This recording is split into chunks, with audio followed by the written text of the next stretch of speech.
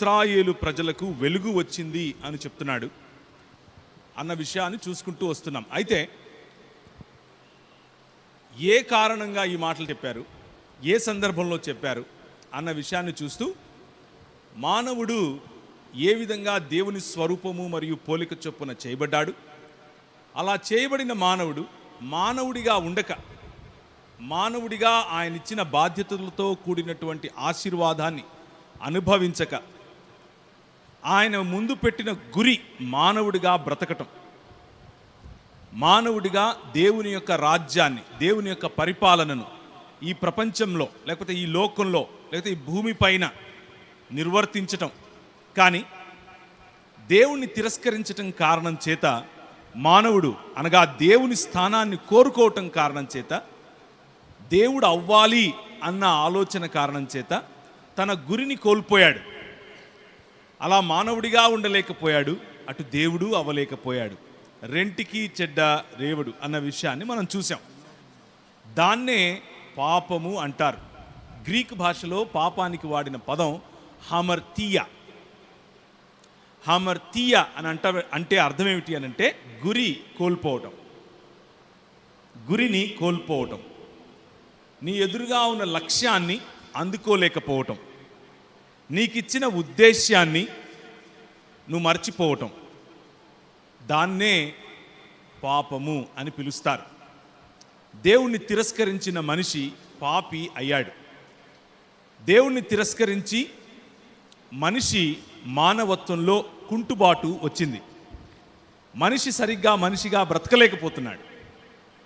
దాని కారణం చేత వేరువేరు వివిధమైన స్కీమ్స్, వివిధమైన పద్ధతుల ద్వారా ఒకరిపైన ఒకరు, ఒక మానవుడిపైన ఇంకొక మానవుడు రాజ్యమేలే, పెత్తనం చేసే, సబ్జుగేట్ చేసే, తక్కువ చేసి చూసే, స్త్రీ పురుషుడని, చిన్న పెద్ద అని, గ్రీకు దేశస్థుడు యూదుడని, నల్లవాడు తెల్లవాడని, కులం పేరిట క్రైస్తవుడు క్రైస్తవేతరుడని, మతం పేరిట మానవులు విభజించుకోవటం మొదలుపెట్టారు. మానవులు విభజించుకుంటూ దూరం అవటానికి గల కారణం హమర్తియ, పాపము అనగా వారి ముందున్న గురిని కోల్పోవటం. దేవుడిచ్చినటువంటి వాగ్దానమును, దేవుడు చేసినటువంటి వాగ్దానమునకు ఆయన కట్టుబడి ఉండేవాడు. అదే రోమీయులకు రాసినటువంటి పత్రికలో 15వ అధ్యాయంలో మనం చూస్తున్నాం. ఆయన చేసిన, ఎవరికి చేసిన, పితరులకు చేసిన వాగ్దానమునకు ఆయన కట్టుబడి ఉంటాడు అని చూస్తున్నాం. ఏంటి ఆ వాగ్దానము అనంటే, నిన్న చూసిన విధంగా ఆయన చేసిన నిబంధన, ఆయన చేసిన వాగ్దానం, నోవహుతో చేసిన వాగ్దానము, నిబంధన, నేను హతమార్చేవాడిని కాదు, నేను ప్రేమించి మిమ్మల్ని పునర్నిర్మించేవాడిని. అబ్రహాముతో చేసిన వాగ్దానం లేక నిబంధన, నేను నిన్ను ఎన్నుకున్నది ఈ లోకాన్ని విడిచి ఎక్కడికో తీసుకుని వెళ్ళటానికి కాదు, కానీ ఈ ప్రపంచంలోని ప్రతి వంశాన్ని ఆశీర్వదించటానికి, ప్రతి ప్రాంతాన్ని, ప్రతి దేశాన్ని, జన సమూహములను ఆశీర్వదించటానికి. అబ్రహాము కుమారుడైనటువంటి ఇస్సాకుతో చేసిన లేకపోతే యాకోబుతో చేసిన నిబంధన కూడా అదే. నీ ద్వారా జనములను ఆశీర్వదిస్తాను, రాజ్యముగా, నా స్వకీయ సంపాద్యముగా నేను చేసుకుంటాను, మానవులను తిరిగి నా ప్రజలుగా నేను చేసుకుంటాను అని దేవుడిచ్చినటువంటి వాగ్దానం, దేవుడు చేసినటువంటి వాగ్దానం, నశించిన లోకాన్ని వెదకి తిరిగి రక్షించటానికి ఆయన చేసిన వాగ్దానం. చిన్నప్పుడు నేను ఒక క్యాథలిక్ కుటుంబంలో పుట్టాను. మా అమ్మ క్యాథలిక్ సంఘానికి వెళ్ళేది. క్యాథలిక్ సంఘంలోనే మా పేర్లు పెట్టారు. మా అమ్మ ప్రతి సంవత్సరం మమ్మల్ని తమిళనాడులో వేలాంకన్ని అని ఒక ఊరుంటుంది, నాగపట్నం వేలాంకన్ని, అక్కడికి తీసుకెళ్ళేది. బాగా ఉదయాన్నే తీసుకెళ్ళి గుండు కొట్టించేది. తలనీలాలు అర్పించాలి మతం. గుండు కొడితే గుండు కొట్టుకున్న తర్వాత సముద్రం దగ్గరికి, సముద్రం పక్కనే ఉంటుంది అది, సముద్రం దగ్గరికి వెళ్ళేవాళ్ళం. దగ్గరలోనే రూమ్ తీసుకుని ఉండేవాళ్ళం. హోటల్ బాగా అందరు కాంపిటీషన్తో కడతాం. నేను మా అన్న ఒక చిన్న బకెట్ కొనుక్కొని వెళ్ళేవాళ్ళం. ఆ బకెట్తో ఇసుక తీసుకోవటం, వేయటం, ఉత్తటం, దానిపైన ఒకటి అలా దాన్ని ఏమంటారు జెండాలాగా పెట్టడం, ఇలాంటివన్నీ చేసేవాళ్ళం. 1 గంట అవుతుంది. ఇప్పుడు టైం ఎంత అయింది? 12:20. 1:30కు మిమ్మల్ని వదిలేస్తాను. మీరు వేలాంకనికి వెళ్ళకండి. ఇప్పుడు 1:30కు వదులుతాను. ఎక్కడికి వెళ్ళొద్దు, ఇక్కడే ఉండాలి. అయితే మా అమ్మ 1 గంట అవ్వగానే రే అన్నమైందిరా, చేపలు రెడీగా ఉన్నాయి రండ్రా అంటే, మేము బాగా కష్టపడి 2 గంటలు 3 గంటలు కట్టిన ఇంటిని ఏం చేస్తాం? కరెక్ట్, పరిగెట్టుకుంటూ వచ్చి దాని మీద కాలుతో దాన్ని తన్నేసి వెళ్ళిపోతాం. మన దేవుడు అలాంటి వాడు అంటారా? Do you think our God is like that? దేవుడు నిన్న మీరు చెప్పినట్లు 6 దినములలో చేసిన సృష్టిని మొదటి దినం బాగుంది, రెండో దినం బాగుంది, మూడో దినం బాగుంది అంటూ చెబుతూ వచ్చి మనిషిని చేసిన తర్వాత చాలా బాగుంది అని అన్నాడు. ఆయన నిర్మాణం, ఆయన మందిర నిర్మాణం చేశాడు, లేకపోతే ఆయన రాజ్య నిర్మాణం చేశాడు, లేకపోతే ఆయన సృష్టి నిర్మాణం చేశాడు. దానికి మనిషిని తన ప్రతినిధిగా, తన సామంతుడిగా, తన స్వరూపము పోలిక చొప్పున ఉన్న మనిషికి ఇచ్చి ఇప్పుడు వచ్చి దాన్ని నాశనం చేస్తాడా? Is that what? That's what religion says. మతం అదే చెప్తుంది. But that is not what Bible is saying. Bible చెప్పేది అది కాదు. మన దేవుడు వెదకి రక్షించువాడు. ఆయన క్రమము నుంచి క్రమము తప్పిన సమాజాన్ని, సమాజము క్రమము తప్పటం కారణం చేత, మానవుడు క్రమము తప్పటం కారణం చేత, మానవుడు తన గురిని కోల్పోవటం కారణం చేత భూమిలో వచ్చినటువంటి ఈ అక్రమాన్ని, గచ్చ పొదలను, ముండ్లను, చేదును, విషాన్ని ఆయన పునరుద్ధరీకరించబోతున్నాడు. దాన్నే పునరుత్థానం అని అంటున్నాం. పునరుత్థానము అనేటటువంటి నూతన జీవితాన్ని మనకి ఇవ్వాలని ఆయన కోరుకుంటున్నాడు. నిన్న మనం చూసాం నిమ్రోదు సమయంలో ఉన్న సామ్రాజ్యం. కెమెరా తిప్పితే ఎక్కడికి వచ్చింది? మెసొపొటేమియా ప్రాంతానికి వచ్చింది. మెసొపొటేమియా ప్రాంతంలో ఎవరిని ఎన్నుకున్నాడు? ఎవరితో వాగ్దానం, ఎవరితో నిబంధన? అబ్రహాముతో నిబంధన. నిమ్రోదు అనే సూపర్ పవర్, లేకపోతే మనుష్యులలో అత్యధికమైన అధిపతి అని అనుకున్న ఆ సామ్రాజ్యంలో నుండి నోవహు, లేకపోతే ఆ సామ్రాజ్య కాలంలో నోవహు అక్కడి నుంచి మెసొపొటేమియా అనేటటువంటి సివిలైజేషన్ ఉన్న సమయంలో అబ్రహాం, అక్కడి నుంచి అబ్రహాము పిల్లలను ఎక్కడికి తీసుకెళ్ళాడు? చెప్పాలి. ఐగుప్తు, ఈజిప్ట్. లేకపోతే ఐగుప్తు అప్పటికే సూపర్ పవర్గా ఎదిగినటువంటి ఐగుప్తు తమ సొంత ఆలోచనలు, మనుష్యులు ఏర్పరచుకున్నటువంటి సిస్టమ్స్, మనుష్యులు ఏర్పరచుకున్నటువంటి వనరులు, అవి నీళ్లు కావచ్చు, పంటలు కావచ్చు, వర్షం కావచ్చు, శరీరాలు కావచ్చు, మిడతలు, బొబ్బలు, ఇలా వేరు రకాలైన తెగుళ్లను తీసుకొని వచ్చి ఆ 10 రకాలైనటువంటి దేవీ దేవతలను, 10 రకాలైనటువంటి వనరులను, మానవుడు ఏ వనరులనైతే తన పైన రాజుగా, తన పైన అధిపతిగా ఉంచుకున్నాడో ఆ వనరులను నశింపచేసి, ఓడించి, నిన్న మనం చూసుకున్నట్లుగా గద్దరెక్కల మీద నేను మిమ్మల్ని మోసుకొని వచ్చాను అని చెప్తాం. మళ్ళీ ఒకసారి వెళ్దామా? మనం ఆపిన చోటనే మళ్ళీ మొదలు పెడదాం. నిర్గమాకాండం 19వ అధ్యాయం 1 నుంచి 7 వరకు, 4 నుంచి చదవటం మొదలు పెట్టండి. నిర్గమాకాండం 19వ అధ్యాయం. నేను ఐగుప్తీయులకు ఏమి చేసితినో మిమ్మును గద్దరెక్కల మీద మోసుకొని నా యొద్దకు మిమ్మును ఎట్లు తీసుకొని వచ్చితినో మీరు చూచితిరి. ఆయన చేసిన వాగ్దానము తన యొద్దకు మళ్ళీ మనుష్యులను, తన యొద్దకు మళ్ళీ తన స్వరూపము పోలిక చొప్పున ఉన్న మనుష్యులను ఒక రాజ్యముగా, ఒక క్రమములోనికి, ఆయన మార్గములోనికి తెప్పించుకోవటం. ఆ వాగ్దానమునకు ఆయన నీతిమంతుడు, కట్టుబడి ఉన్నవాడు, వాగ్దానమును స్థిరపరచువాడు. నెహెమ్యా గ్రంథం ఈ మాటను నెహెమ్యా అర్థం చేసుకుని తన ప్రార్థనలో ఈ విధంగా ప్రార్థిస్తున్నాడు. నెహెమ్యా 1వ అధ్యాయంలో ఆయన దగ్గరికి వచ్చి చెరపట్టబడినటువంటి ఇశ్రాయేలు గురించినటువంటి మాటలు చెప్పిన తర్వాత ఆయన దాని గురించి బాధపడి ఏడ్చి ఈ విధంగా ప్రార్థన చేస్తున్నాడు. 5వ వచనం ఎట్లనగా, ఆకాశమందున్న దేవా యెహోవా, భయంకరుడవైన గొప్ప దేవా, నిన్ను ప్రేమించి నీ ఆజ్ఞలను అనుసరించి నడుచు వారిని కటాక్షించి వారితో నిబంధనను స్థిరపరచువాడా. నిబంధనను స్థిరపరచు దేవుడు అన్నది దీన్నే దికాయసిన్ థియో అని అంటారు. అంటే ఆయన చేసిన వాగ్దానములను ఆయన స్థిరపరిచేవాడు.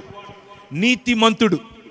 నీతిమంతుడు అనంటే నీతి కార్యములు చేస్తాడు, మంచి పనులు చేస్తాడు, ఇలాంటి అర్థాలు ఎన్నొచ్చినప్పటికీ బైబిల్ చెప్తున్నటువంటి నీతిమంతుడు అన్న మాటకు అర్థం ఏమిటి అనంటే, ఆయన చేసిన నిబంధన పట్ల, ఆయన చేసిన వాగ్దానముల పట్ల నిఖార్స్ అయిన వాడు అని అర్థం. Right, he's right with what he said and he will make the world right to him. మనుషులను, సమాజములను, దేశములను, ప్రపంచాన్ని తిరిగి సరిచేస్తాడు. తిరిగి సరిచేసేటటువంటి ప్రణాళిక, ప్లాన్ ఆయనకు ఉంది. ఆ ప్లాన్ను నిన్న కూడా మనం చూసుకుంటూ వస్తున్నాం. ఆ ప్లాన్ గురించి ఈరోజు మళ్ళీ మాట్లాడుకుంటాం. ఇశ్రాయేలీయులకు వెలుగు రావటానికి, మీకు వెలుగు వచ్చింది, మీరు మళ్ళీ నిర్మింపబడతారు, దూరము నుండి మీరు తిరిగి వస్తారు అని ఎందుకు యెషయా ఈ 60వ అధ్యాయంలో చెబుతున్నాడు? నీకు వెలుగొచ్చింది అన్న విషయాన్ని ఎందుకు ప్రకటిస్తున్నాడు అనంటే, ఇశ్రాయేలీయులకు చెప్తున్నాడు, ఇశ్రాయేలీయులు మీతో చేసిన నిబంధన, మీ ద్వారా ప్రపంచములను ఆశీర్వదిస్తాను అన్న నిబంధన, మీ ద్వారా జన సమూహములను నిర్మిస్తాను అన్న నిబంధన, మీ ద్వారా సమాజములను కడతాను అన్న నిబంధన, మీ ద్వారా మనిషిని మళ్ళీ మనిషిగా చేస్తాను అన్న నిబంధన, మీ ద్వారా మళ్ళీ సమాజములో మనుషుల మధ్య ప్రేమ, ఆప్యాయతలు, అనురాగం, గౌరవం, స్త్రీ పురుషుల మధ్య సమానత్వం, రాజ్యముల నడుమ నేను రాజుగా మీరు సామంతులుగా ఏలే రోజు, ఈ ప్రపంచాన్ని, ఈ భూమిని నా జ్ఞానము చేత, నాకు సంబంధించిన ఆలోచనల చేత, నా నడవడిక చేత, లేకపోతే నా మార్గముల చేత నింపేస్తాను. నిన్న మనం చూసాం హబక్కూకు గ్రంథం, చూసామా లేదా? That's the plan of God. తిరిగి నా నివాస స్థలము, మీ నివాస స్థలము ఒకటవుతుంది. తిరిగి నేను మీ మధ్యకొచ్చి నివాసం చేస్తాను. 10 రకాలైనటువంటి దేవీ దేవతలను ఓడించి ఆయన వారిని తీసుకుని వస్తున్నాడు, విడిపించి తీసుకుని వస్తున్నాడు. ఎవరి చేత విడిపించాడు? ఈ లోక సంబంధమైనటువంటి, ఈ లోక మర్యాదకు సంబంధించినటువంటి, పెత్తనం చేసేటటువంటి, మాకు కష్టమవుతోంది అనంటే ఇంకా ఎక్కువ పనినిచ్చేటటువంటి రాజు.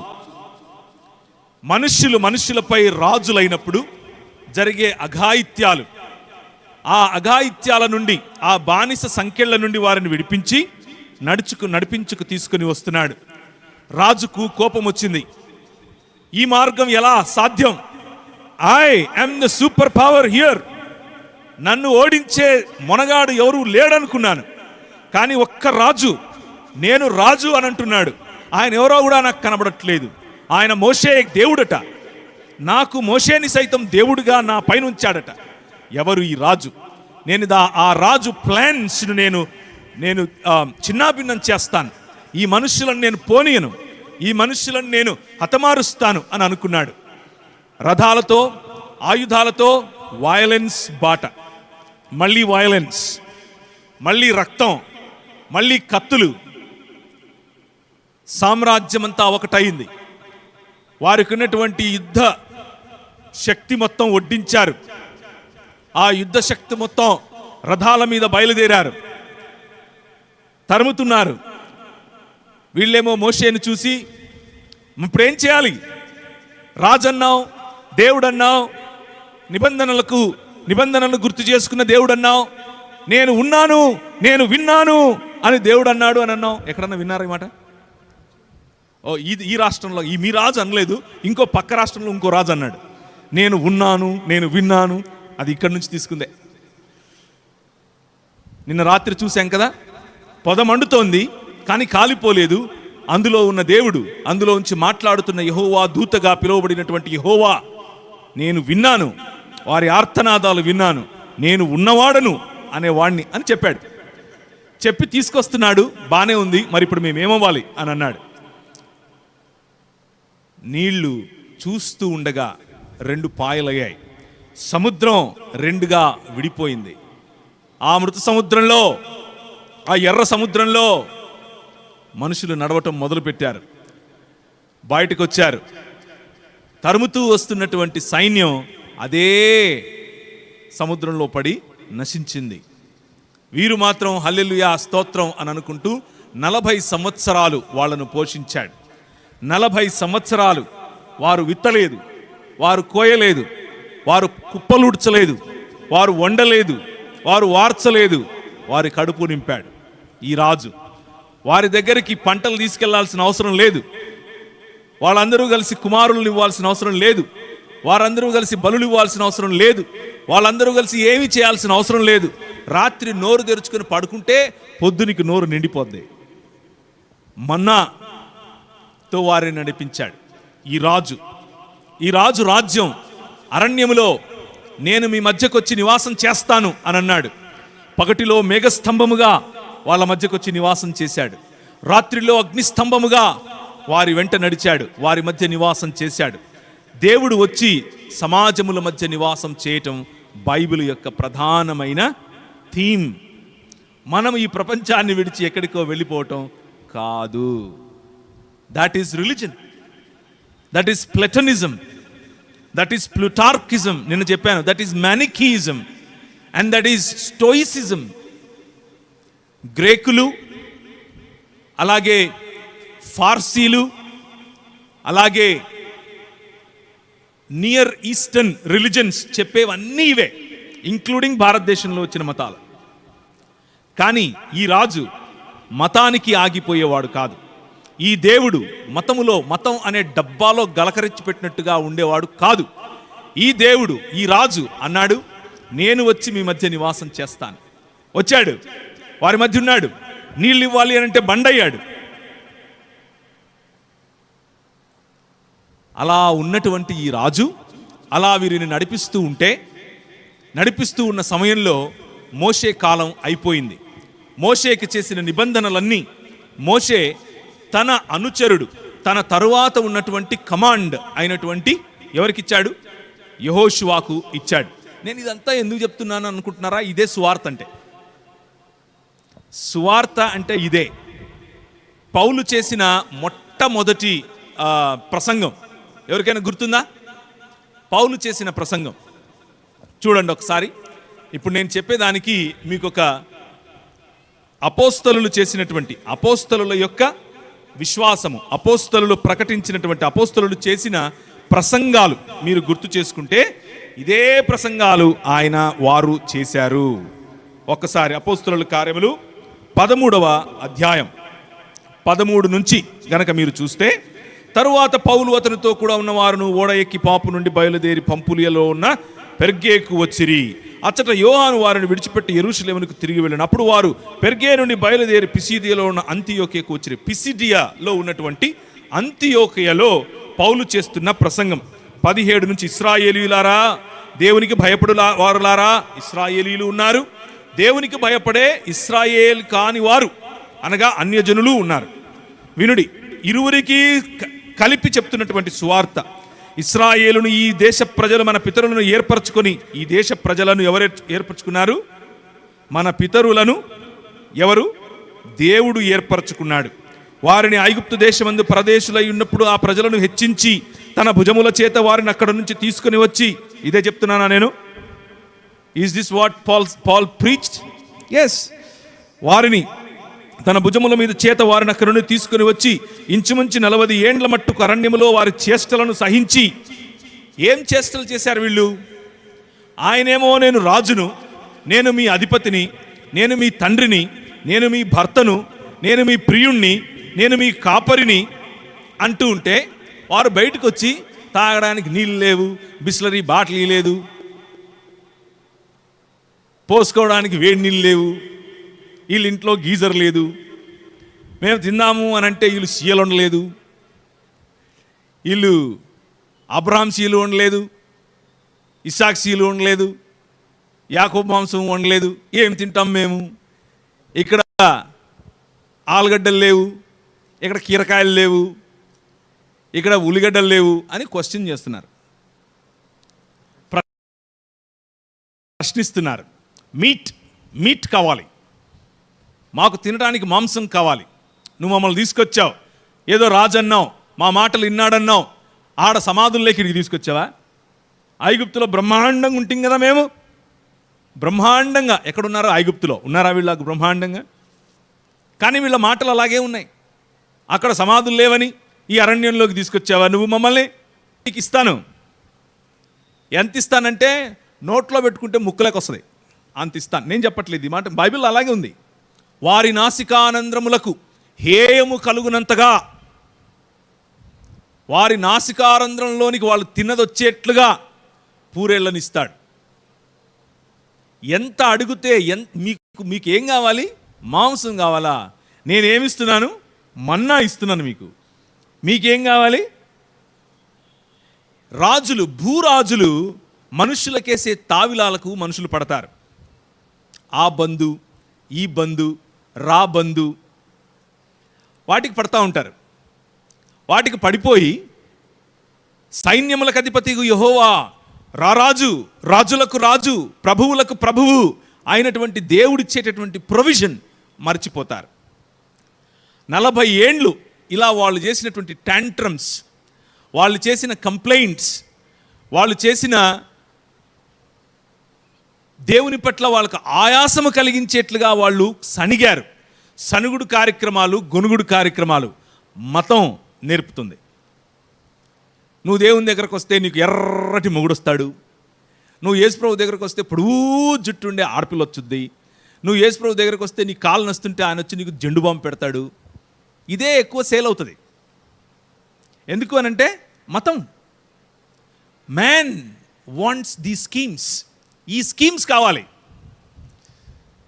ఈ రాజులు, భూరాజులు ఏ విధంగా అయితే మనుషులపైన అధికారం చేయటానికి వేరు వేరు రకాలైనటువంటి పన్నాగములను పన్నుతారో వాటికే మనిషి పడతాడు. కారణం ఏమిటి అనంటే మనిషిగా బ్రతకటం మానేశాడు.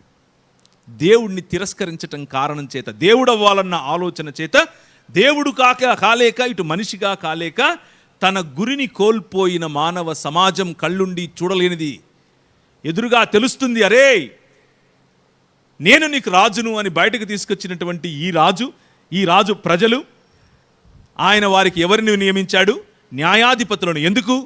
మీకు న్యాయం అవసరం, మీకు కనికరం అవసరం, నీ దేవుడైన యెహోవా ఎదుట దీన మనస్సు కలిగి జీవించడం మీకు అవసరం.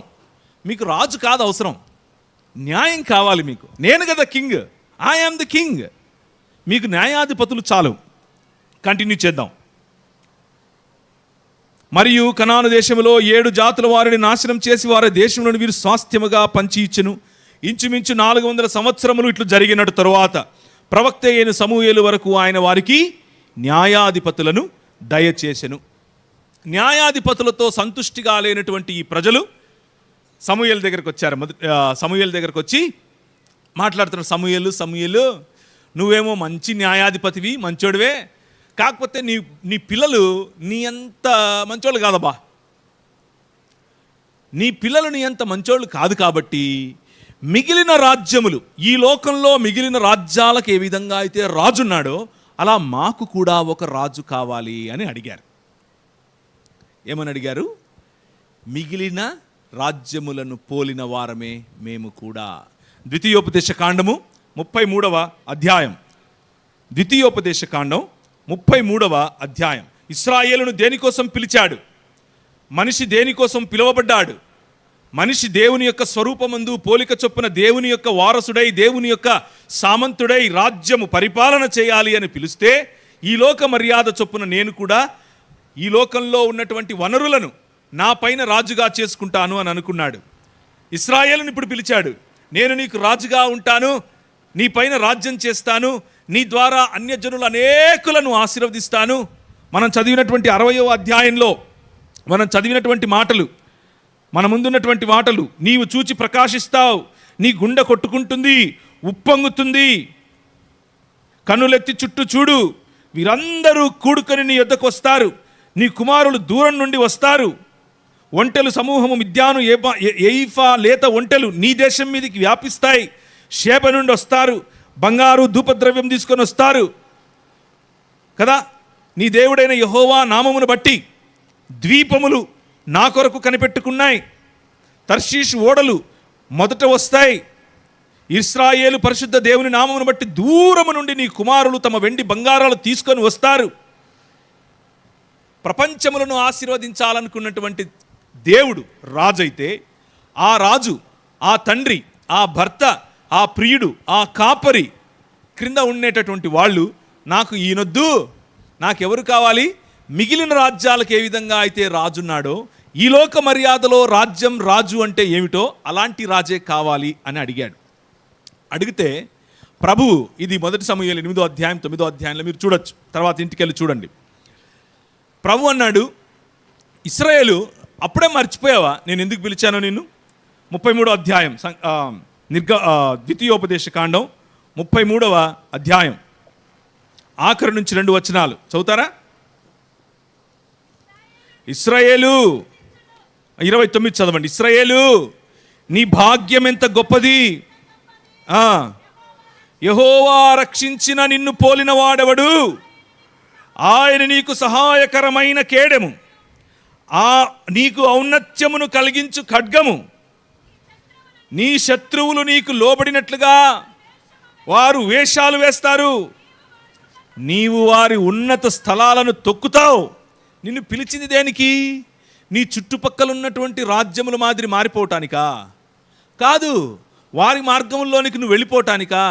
కాదు. వాళ్ళకు రాజు ఉన్నాడు, మాకు రాజు కావాలి. వాళ్ళ రాజు కోటలు కట్టుకున్నాడు, మేము కోటలు కట్టుకుంటాం. వాళ్ళ రాజుకు సైన్యం ఉంది, మాకు సైన్యం కావాలి. వాళ్ళ రాజు కత్తులు ఈటలు బర్రెలు పట్టుకొని తిరుగుతున్నాడు, మేము అలాగే తిరుగుతాం. వాళ్ళ రాజు గుర్రాలు ఎక్కి తిరుగుతున్నాడు, మాకు ఒక రాజు ఉండి గుర్రం ఎక్కాలి. నేను రాజును. మిమ్మల్ని ఏనాడైనా ఇవన్నీ అడిగానా? పన్నులు అడిగానా? శిస్తులు అడిగానా? కానుకలు ఇమ్మన్నానా? నాకు రొట్టెలు వత్తమన్నానా? నేను నడుస్తూ ఉంటే నా పైన పన్నీరు చల్లండి అని అన్నానా? నేను నడుస్తూ ఉంటే మీ పిల్లలు వచ్చి నేను అలసి వస్తే నా కాళ్ళు పట్టండి అన్నానా? నాకు మసాజ్ చేయండి అని అన్నానా?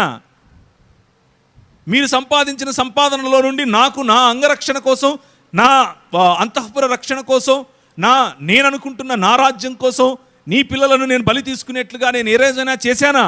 యుద్ధము యెహోవాది, నేను చేశాను యుద్ధం. ముందు సముద్రం ఉంటే దాన్ని చీల్చి పాడేశాను. ఇలా ఇంతవరకు గోదావరికనికి వెళ్ళాను. పెద్ద నది గోదావరి నది. ఎక్కువగా నేను గోదావరి ప్రాంతానికి కూడా వెళ్తూ ఉంటాను. ఇదే నది మన గోదావరి ప్రాంతాల్లో కూడా కనిపిస్తుంది. ఇక్కడ నుంచి పొరలి అక్కడికి వెళ్తుంది. పెద్ద నది, విశాలమైన నది. అలాంటి నది యోర్దాను నది. యోర్దాను నదిని యెహోషువ ఇలా నిలబెట్టాడు. యుద్ధము యెహోవాది అన్నాడు. నడవండి అంటే నడుచుకుంటూ వచ్చారు. కోటలు కట్టుకొని ఆ చుట్టుపక్కల రాజులు ఉంటే జస్ట్ వీళ్ళు దాని చుట్టూ తిరిగి బాకానాదం ఊది స్తుతితో పాటలు పాడితే కోటలు అని పడిపోయి అవన్నీ మర్చిపోయారు. అవన్నీ మర్చిపోయి ఏం కావాలంటున్నారు?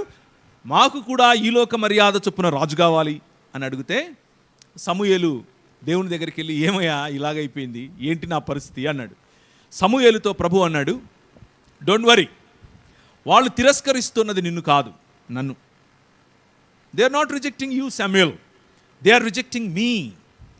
ప్రతి సమాజంలో ఇదే జరిగింది. ఆదాము రిజెక్టెడ్ మీ, నోవహు సమయంలో సమాజం రిజెక్టెడ్ మీ, మెసొపొటేమియా సమాజం రిజెక్టెడ్ మీ, ఈజిప్షియన్ సమాజం రిజెక్టెడ్ మీ. వీళ్ళందరికీ ఒక సొల్యూషన్ ఇవ్వాలి అనుకుని నేను ఇశ్రాయేలును పిలిస్తే ఇశ్రాయేలు కూడా రిజెక్టింగ్ మీ. మతం ఏం చెప్తుంది? మతం ఏం చెప్తుంది అని అంటే, దేవుడు ఉగ్రుడై ఉన్నాడు, దేవుడు కోపగించుకొని ఉన్నాడు, నువ్వంటే ఆయన కోపం, నువ్వు తప్పు ఎప్పుడు చేస్తావా అని కట్టబెట్టుకొని రెడీగా ఉన్నాడు బడిత పూజ చేయటానికి. మతం ఇది చెప్తుంది. ఆయన ఆదాం పాపం చేశాడు కాబట్టి ఆయన పాపం నీ మీదంతా పూసేసి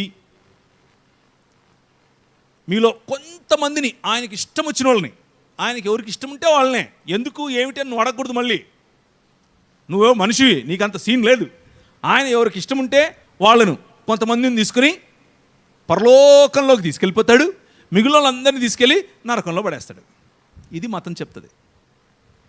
బైబిల్ ఏం చెప్తోంది?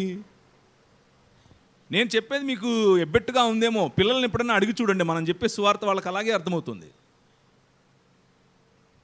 ఓ జీసస్ చూస్తున్నాడు, నేను చేశాను కదా, ఇంకా నన్ను కొడతాడు, నాకు శాపం ఇస్తాడు, నేను ఇలా చేస్తే నాకు అది అవుతుంది, నేను అలా చేస్తే నాకు ఇది అవుతుంది. ఇది మతం. వాక్యం, దేవుని వాక్యము, దేవుని రాజ్యమును గురించినటువంటి వాక్యం ఏం చెప్తుందంటే ఆయన తండ్రి, ప్రేమించేవాడు. మనము ఆయనని రిజెక్ట్ చేస్తున్నాం, ఆయన మనల్ని రిజెక్ట్ చేయట్లేదు. హీ వాంట్స్ టు బిల్డ్ అస్. ఆయన మనల్ని పునర్నిర్మించాలనుకుంటున్నాడు. ఆయన మనల్ని ఒక నిజమైన మానవ సమాజముగా మనల్ని మార్చాలనుకుంటున్నాడు, రూపాంతరములోనికి తీసుకెళ్లాలనుకుంటున్నాడు. మనం మాత్రం మతం కట్టుకుని ఆయనను మాటి మాటికి రిజెక్ట్ చేస్తున్నాం. He is a sovereign God. ఆయన సార్వభౌమాధికారి. ఆయన సార్వభౌమాధికారంలో ఆయన నిర్ణయం, ఆయన ప్లాన్ ఏమిటి? నిన్న మనం చదివాం. ఏం చదివాం? యెషయా గ్రంథంలో చదివాం. ఏమని చదివాం? చదువుతారా మళ్ళీ? What is the plan of God? దేవుని యొక్క ప్రణాళిక, దేవుడు వేసుకున్నటువంటి ప్లాన్ ఏమిటి? యెషయా గ్రంథం 45వ అధ్యాయం 18వ వచనం. మాటికి వీటిని గుర్తు చేసుకోండి. ఆకాశమునకు సృష్టికర్తయగు యెహోవాయే దేవుడు. ఆయన భూమిని కలుగజేసి దానిని సిద్ధపరచి స్థిరపరచి నిరాకారముగా ఉండునట్లు ఆయన దాన్ని చేయలేదు, నివాస స్థలముగా ఉండటానికి చేశాడు. నేను వేలాంగనికి వెళ్ళి ఇసుక మేడలు కట్టేసి దాన్ని మళ్ళా కూల్చటానికి నేను మా అన్న అయితే ఎలా చేసేవాళ్ళమో అలాంటి వాడు కాదు. దాన్ని శాశ్వతంగా ఉంచటం కోసం చేశాడు. దానిలో మనం శాశ్వతంగా జీవించటం కోసం చేశాడు. శాశ్వతంగా దాన్ని సంపాదించుకోవటం చేశాడు. దానిని ఏలటం కోసం చేశాడు. ఇదే మాట ఎఫెసీయులకు రాసిన పత్రిక 1వ అధ్యాయంలో మీరు చూస్తారు. పౌలు ప్రకటించినటువంటి సువార్త ఇదే. ఎఫెసీయులకు రాసిన పత్రిక 1వ అధ్యాయం 10వ వచనం. దేవునికి ఉన్నటువంటి ప్లాన్, దేవుని యొక్క ప్రణాళిక, దేవునికి ఒక సంకల్పం ఉంది. ఆ సంకల్పాన్ని బట్టి, లేకపోతే ఆ ప్లాన్ని బట్టి ఆయన పరలోకములో ఉన్నవే గాని భూమి మీద ఉన్నవే గాని సమస్తమును క్రీస్తునందు ఏకముగా సమకూర్చాలని తనలో తాను నిర్ణయించుకున్నాడు. God's plan is bigger than religious small, చిన్న సంకుచిత భావం కాదు దేవుణ్ణి. ఈడు నవ్వాడు, ఈయన అగ్నిలో వేసేయి, ఈడు దగ్గాడు, ఈయన తీసుకెళ్ళి వేసేసేయి, ఈడు కుంటాడు, ఈయన తీసుకెళ్ళి అగ్నిలో వేసేసేయి. He is not a cheap religious monster. మతం ప్రకటిస్తున్నటువంటి ఒక నియంత లాంటి దేవుడు ఆయన కాదు. ఆయన ప్రేమామయుడు.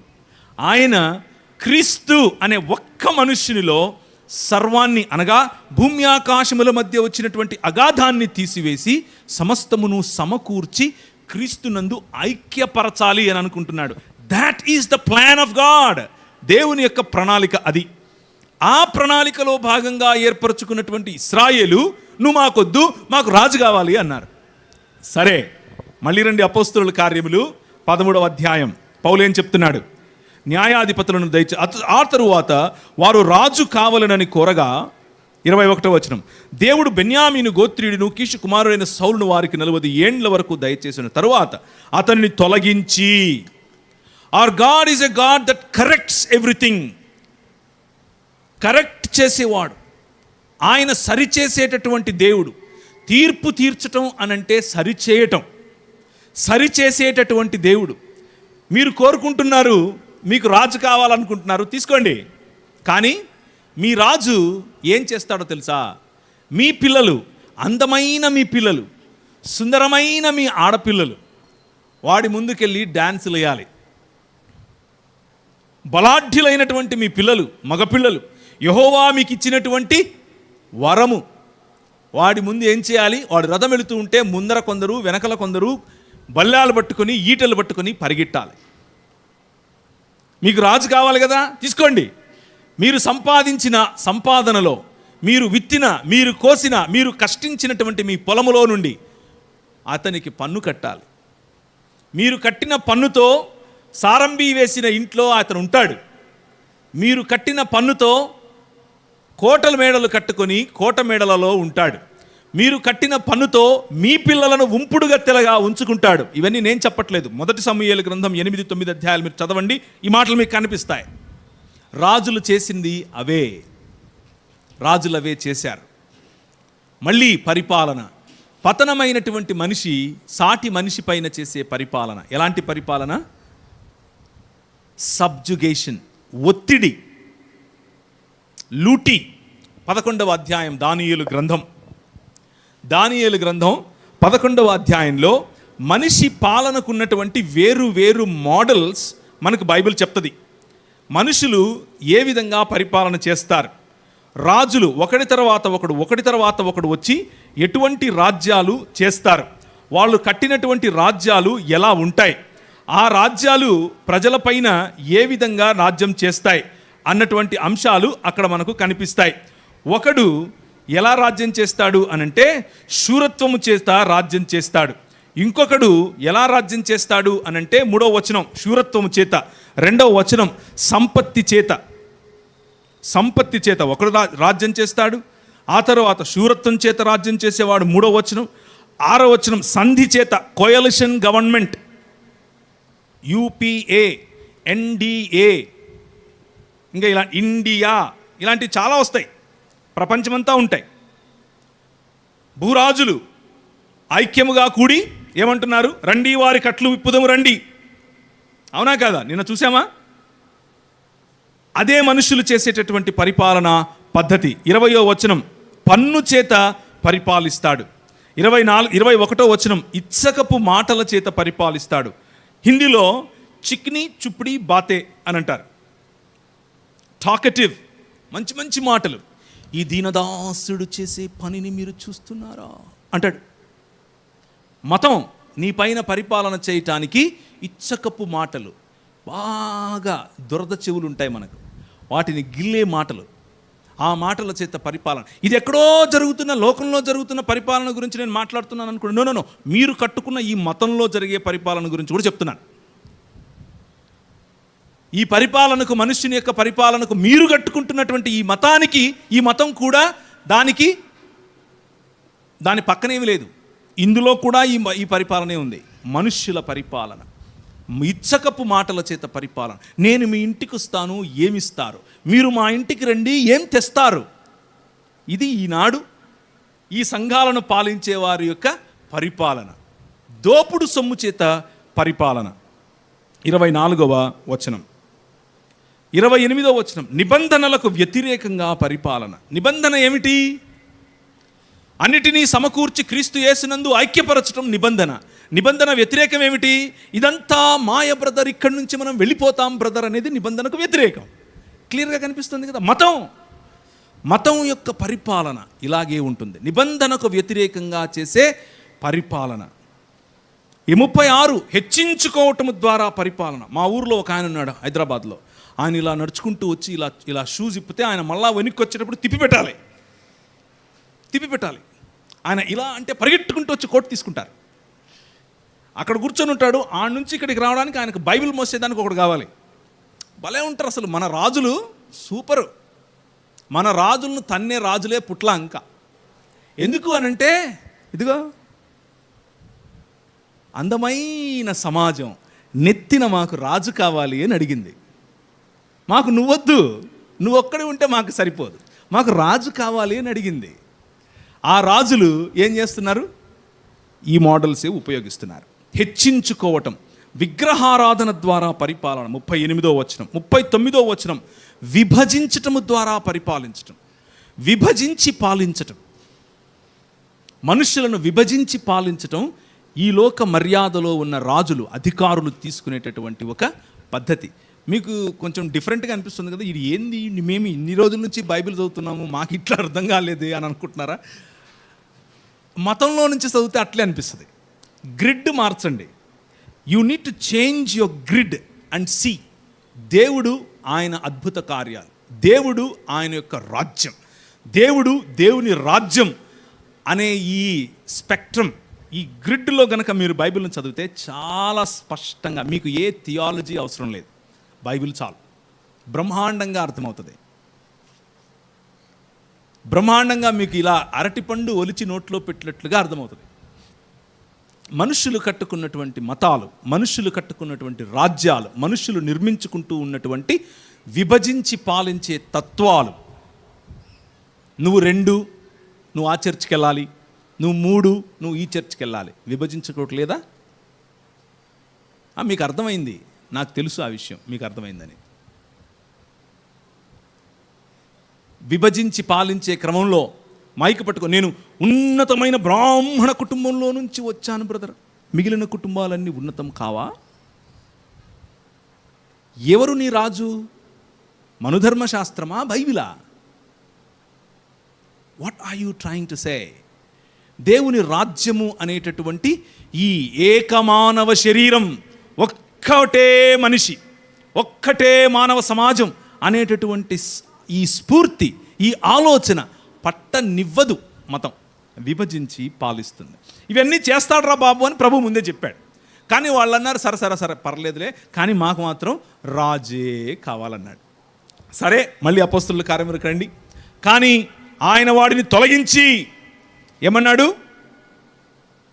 ఆయన హృదయానుసారుడైనటువంటి దావీదును వారి మీద రాజుగా నియమించాడు. ఏమని రాశాడు అక్కడ? అతనిని తొలగించి దావీదును వారికి రాజుగా ఏర్పరచెను. మరియు ఆయన, నేను యెష్షయి కుమారుడైన దావీదును కనుగొంటుని, అతడు నా ఇష్టానుసారుడైన మనుష్యుడు, అతడు నా ఉద్దేశ్యములన్నీ నెరవేర్చునని చెప్పి అతన్ని గూర్చి సాక్ష్యం ఇచ్చాను. దేవుని ఉద్దేశ్యములు ఏమిటి?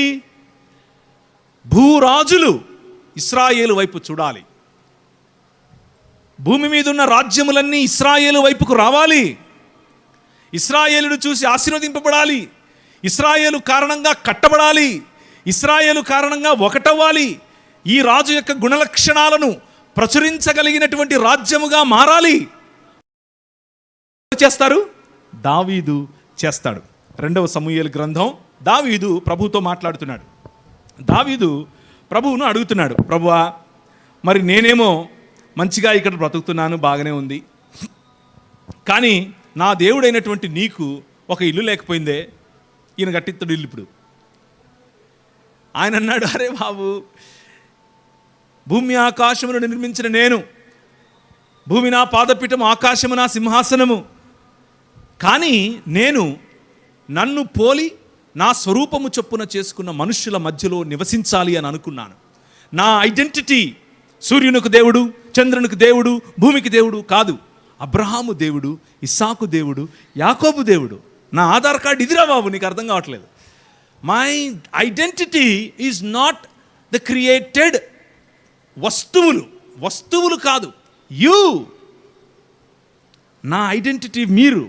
నేను అబ్రహాము దేవుణ్ణి, ఇస్సాకు దేవుణ్ణి, యాకోబు దేవుణ్ణి. అయినా పర్లేదు, నువ్వు నా హృదయానుసారుడివి, నీతో నేను ఒక నిబంధన చేస్తాను. మళ్ళీ నిబంధన.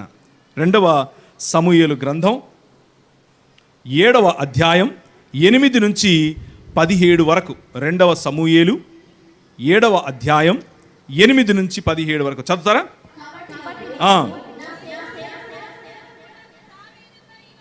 ఇలాగు చెప్పుము, సైన్యములకు అధిపతి యెహోవా నీకు సెలవిచ్చిందేమనగా, గొర్రెల కాపులోనున్న నిన్ను, గొర్రెల దొడ్డిలో నుండి నిన్ను తీసి ఇశ్రాయేలీయులను నా జనముల మీద అధిపతిగా నియమించి తిని, నీవు పోవు చోట్లనెల్లా నీకు తోడుగా ఉండి నీ శత్రువులందరినీ నీ ఎదుట నిలవకుండా నిర్మూలం చేసి, లోకములోని గనులైన వారికి కలుగు పేరు నీకు కలుగజేసి ఉన్నాను. ఇశ్రాయేలు, నీ భాగ్యం ఎంత గొప్పది. అన్య జనులు నీతో ఏకీభవించినట్లుగా, మేమంతే బ్రదర్, మేము అంతే బ్రదర్ అని ఏకీభవించినట్లుగా డ్రామాలేస్తారు, వేషాలేస్తారు. కానీ నువ్వు వారి ఉన్నత స్థలాలను తొక్కుతావు. ఉన్నత స్థలాల్లో ఏముంటాయి? ఉన్నత స్థలాలలో అషేరా ఉంటుంది, ఉన్నత స్థలాలలో అష్టారోత్ ఉంటుంది, ఉన్నత స్థలాలలో కియ్యు దేవత ఉంటుంది, ఉన్నత స్థలాలలో నక్షత్ర దేవత ఉంటుంది, ఉన్నత స్థలాలలో మెలకు ఉంటాడు, ఉన్నత స్థలాలలో బయలుదేవుడు ఉంటాడు. ఇవన్నీ కూడా దేవుడు సృష్టించినటువంటి సృష్టిలోని సామాన్యమైన వనరులు. ఆ వనరులను రాజ్యముగా, వనరులు రాజుగా చేసుకున్నటువంటి మానవ సమాజమును, ఆ భావజాలములను తొక్కాలి నువ్వు. అందుకు నేను నిన్ను పిలిచాను. నువ్వేమంటున్నావు? నేను వాళ్ళ మాదిరి మాకొక రాజువు అని అడుగుతున్నావు. అందుకు నేను ఏర్పరచుకున్నటువంటి దావీదు, నేను ఏర్పరచుకున్నటువంటి నా హృదయానుసారుడైన దావీదు, నువ్వు ఘనుడుగా నేను నిన్ను నిలబెడతాను. ఇంకా చదవాలి. కలుగజేసి మరియు ఇశ్రాయేలీయులను, నా జనులను ఇకను కదిలింపబడకుండా తమ స్వస్థలమందు నివసించినట్లు దాని యందు వాటిని నాటి, పూర్వము ఇశ్రాయేలీయులను నా జను మీద నేను న్యాయాధిపతులను నియమించిన తరువాత జరుగుతూ వచ్చినట్లు దుర్బుద్ధి గల జనులు ఇకను వారిని కష్టపెట్టకయుండునట్లు చేసి, నీ శత్రువుల మీద నీకు జయమిచ్చి నీకు నెమ్మది కలుగజేసి ఉన్నాను. యెహోవానగు నేను ఏం చెప్తున్నానంటే, నేను నీకు సంతానాన్ని ఇస్తాను. నీ దినాలు సంపూర్ణాలైనప్పుడు నీవు నీ పితరులతో నిద్రించిన తర్వాత హెచ్చించి స్థిరపరుస్తాను. నా నామ ఘనత కొరకు ఒక మందిరాన్ని కట్టిస్తాడు. ఆ రాజ్య సింహాసనమునే నిత్యముగా స్థిరపరుస్తాను. ఇది డేవిడ్. అతనికి నేను తండ్రిగాను, అతడు నాకు కుమారుడై ఉండను.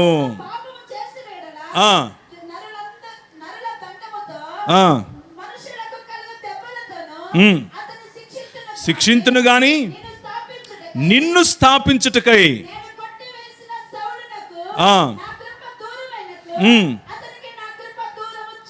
నా కృప దూరము చేయను. నేను దండిస్తాను, నేను సరిచేస్తాను, కానీ నా కృప దూరం చేసుకునేవాడిని కాదు. I'm God that wants to restore human life. I'm a God that wants to rebuild human societies. నీ రాజ్యాన్ని నిరంతరము ఉండేట్లుగా చేస్తాను. ఇది దావీదుకు చేసినటువంటి కవెనెంట్, నిబంధన. మొదటి నిబంధన నోవహు, రెండవ నిబంధన అబ్రహాము, మూడవ నిబంధన ఇస్సాకు, అలాగే యాకోబు, నాలుగవ నిబంధన యాకోబు కుమారులైనటువంటి ఇశ్రాయేలుకు మోషే ద్వారా ఇచ్చిన నిబంధన. ఇప్పుడు ఐదవ నిబంధన దావీదు నిబంధన. రాజ్యం ఎప్పటికీ నిలిచి ఉండే రాజ్యం. నీ కుమారుడిలో నుండే ఆ రాజ్యాన్ని తీసుకొని వస్తాను. నీ కుమారుడిలో నుండే ఆ రాజ్యం ఉంటుంది. ఆయన నెక్స్ట్ వెంటనే వచ్చిన కుమారుడు సొలొమోను. ఆ సొలొమోను మందిరాన్ని నిర్మించాడు. దేవుని షకీనా మహిమ అక్కడికి దిగి వచ్చింది.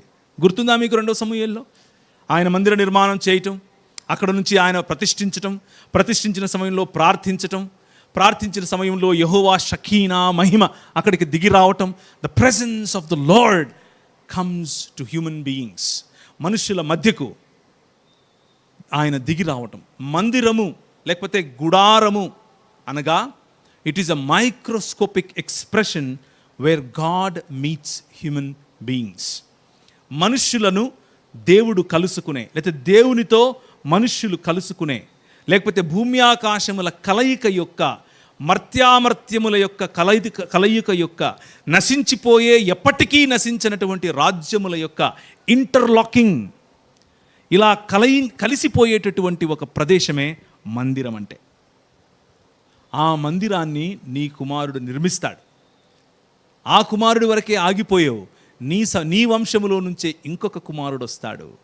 ఆయనతో నేను చేసే నిబంధనను చూద్దువు గాని అన్నట్లుగా పౌలు మనతో మాట్లాడుతున్నాడు. ఇప్పుడు ఒకసారి చూడండి మళ్ళీ అపోస్తలుల కార్యములు 13వ అధ్యాయం.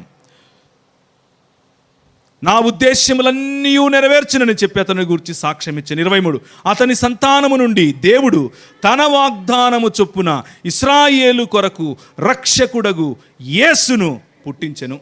This is the context. ఈ సందర్భంలో మనము అడ్వెంట్ను జరుపుకుంటాం. ఈ సందర్భంలో మనము ఇశ్రాయేలు నీకు వెలుగొచ్చింది అన్న మాటలు అర్థం చేసుకోవాలి.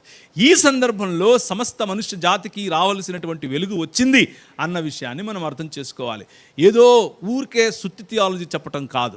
This is the story of our anthropology. మనుష్యుల మానవ జీవన మనుగడకు కావలసినటువంటి సంపూర్ణమైన కథనం. ఇప్పుడు స్టోరీ ఎక్కడికి తిరిగింది? మొదట నిమ్రోదు సామ్రాజ్యం, ఆ తర్వాత మెసొపొటేమియా, ఆ తర్వాత ఐగుప్తు, ఆ తర్వాత ఇప్పుడు ఎక్కడికి వచ్చింది? ఇశ్రాయేలు దగ్గరికి వచ్చి నిలబడింది. ఇశ్రాయేలు అనే రాజ్యములో, దావీదు రాజ్యములో సుభిక్షత, దావీదు రాజ్యాన్ని చూసి షేబ దేశపు రాణి, దావీదు కుమారుణ్ణి కలవటానికి షేబ దేశపు రాణి సాంబ్రాణితోనూ బోలముతోనూ, లేకపోతే చుట్టుపక్కలున్న రాజ్యాలు, మన తర్షీషు లేకపోతే మన భారతదేశం నుంచి ప్రజలు ఇక్కడ నుంచి గోల్ మిర్చి, అలాగే దాల్చిన చెక్క, అలాగే కోతులు, నెమళ్ళు, అలాగే దాన్ని ఏమంటారు కర్రలు ఇక్కడ నుంచి ఎగుమతి. దేశము, ప్రపంచంలో ఉన్న దేశములన్నీ ఇశ్రాయేలు వైపుకు చూసే సమయంలో ఇశ్రాయేలు అన్నది నాకు నువ్వు వద్దు, నాకు రాజు కావాలి అన్న కారణం చేత ఆ రాజు చేసేటటువంటి మనుష్యుడికి ఉండేటటువంటి ఈ లోక మర్యాద చొప్పున మనుష్యుడు అనగా దావీదు కుమారుడైనటువంటి సొలొమోను కూడా డ్రిఫ్టెడ్ అవే, మెల్లిమెల్లిగా అనేకమైనటువంటి ఉంపుడు గత్తెలు, అనేకమైనటువంటి భార్యలు, అనేకమైనటువంటి విలాసాలు, తన జీవన విధానం మొత్తం కూడా దేవుడు ఏ మాటలైతే ఇశ్రాయేలుతో చెప్పాడో అవే మాటలు జరగటం మనం చూస్తాం. అలా జరుగుతూ వచ్చినప్పుడు ప్రతి ప్రవక్త, యెషయా ప్రవక్త 39 అధ్యాయాలు ఇవే చెప్పాడు. 39 అధ్యాయాలు యెషయా ప్రవక్త ప్రకటించినటువంటి అధ్యాయాలు ఏమిటి అనంటే, మీరు చస్తారు, మీరు చస్తారు, మీరు చస్తారు. హోషేయ గ్రంథం మొత్తం ఇదే, మీరు చస్తారు, మీరు చస్తారు, మీరు చస్తారు. 700 పైచిలుకు సంవత్సరాలు సమయం ఇచ్చాడు. ఎవరికి? ఇశ్రాయేలుకు. మారండ్రా, మనసు మార్చుకుండ్రా. నాకు కావాల్సింది మతం కాదు, మీ బలులు నాకొద్దు, మీ సుగంధ ద్రవ్యాలు నాకొద్దు, మీరు చేసే ఈ ఆర్భాటం నాకొద్దు, నాకు ఇదంతా కాదు కావాల్సింది. క్రొవ్విన దూడలు నేనేం చేసుకుంటాను, అది కాదు నాకు కావాల్సింది. మీరు బెయేర్షెబాలోనికి వెళ్ళొద్దు, మీరు బేతేలునకు పోవద్దు, ఈ గిల్గాల్లో ఏమీ లేదు, అది కాదు ముఖ్యం. యెహోవాను నమ్ముకోండి, ఐ యామ్ ద కింగ్, నా వైపుకు తిరగండి బ్రతుకుతారు, నా వైపుకు తిరగండి బ్రతుకుతారు. ఇది మీకా గ్రంథం 5వ అధ్యాయంలో మీకు తెలుసు కదా. మళ్ళీ చూపించాలంటారా? మీకా గ్రంథం 5వ అధ్యాయంలో ఈ మాటలు మీరు చూస్తారు. బేతేలులో ప్రవేశించొద్దు, గిల్గాలులో ఏమీ లేదు, బెయేర్షెబాలో మీకేమీ రాదు, అవి మతం వల్ల మీకేమీ రాదు.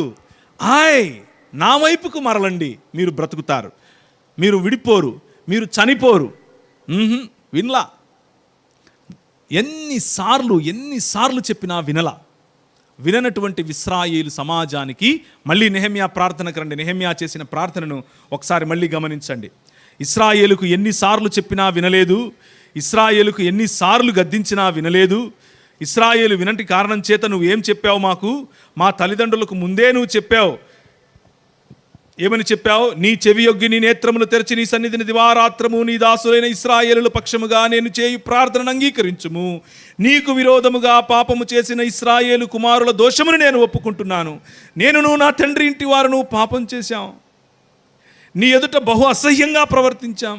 నీ సేవకుడైన మోషే చేత నీవు నిర్ణయించిన ఆజ్ఞలనైనను కట్టడలనైనను విధులనైనను మేము గైకొనలేదు. నీ సేవకుడైన మోషేతో నీవు సెలవిచ్చిన మాట జ్ఞాపకం తెచ్చుకో. మీరు అపరాధం చేస్తే జనుల్లో నుండి మిమ్మల్ని చెదరగొడతాను. మీరు అపరాధం చేస్తే జనుల్లో నుండి మిమ్మల్ని నేను చెదరగొడతాను.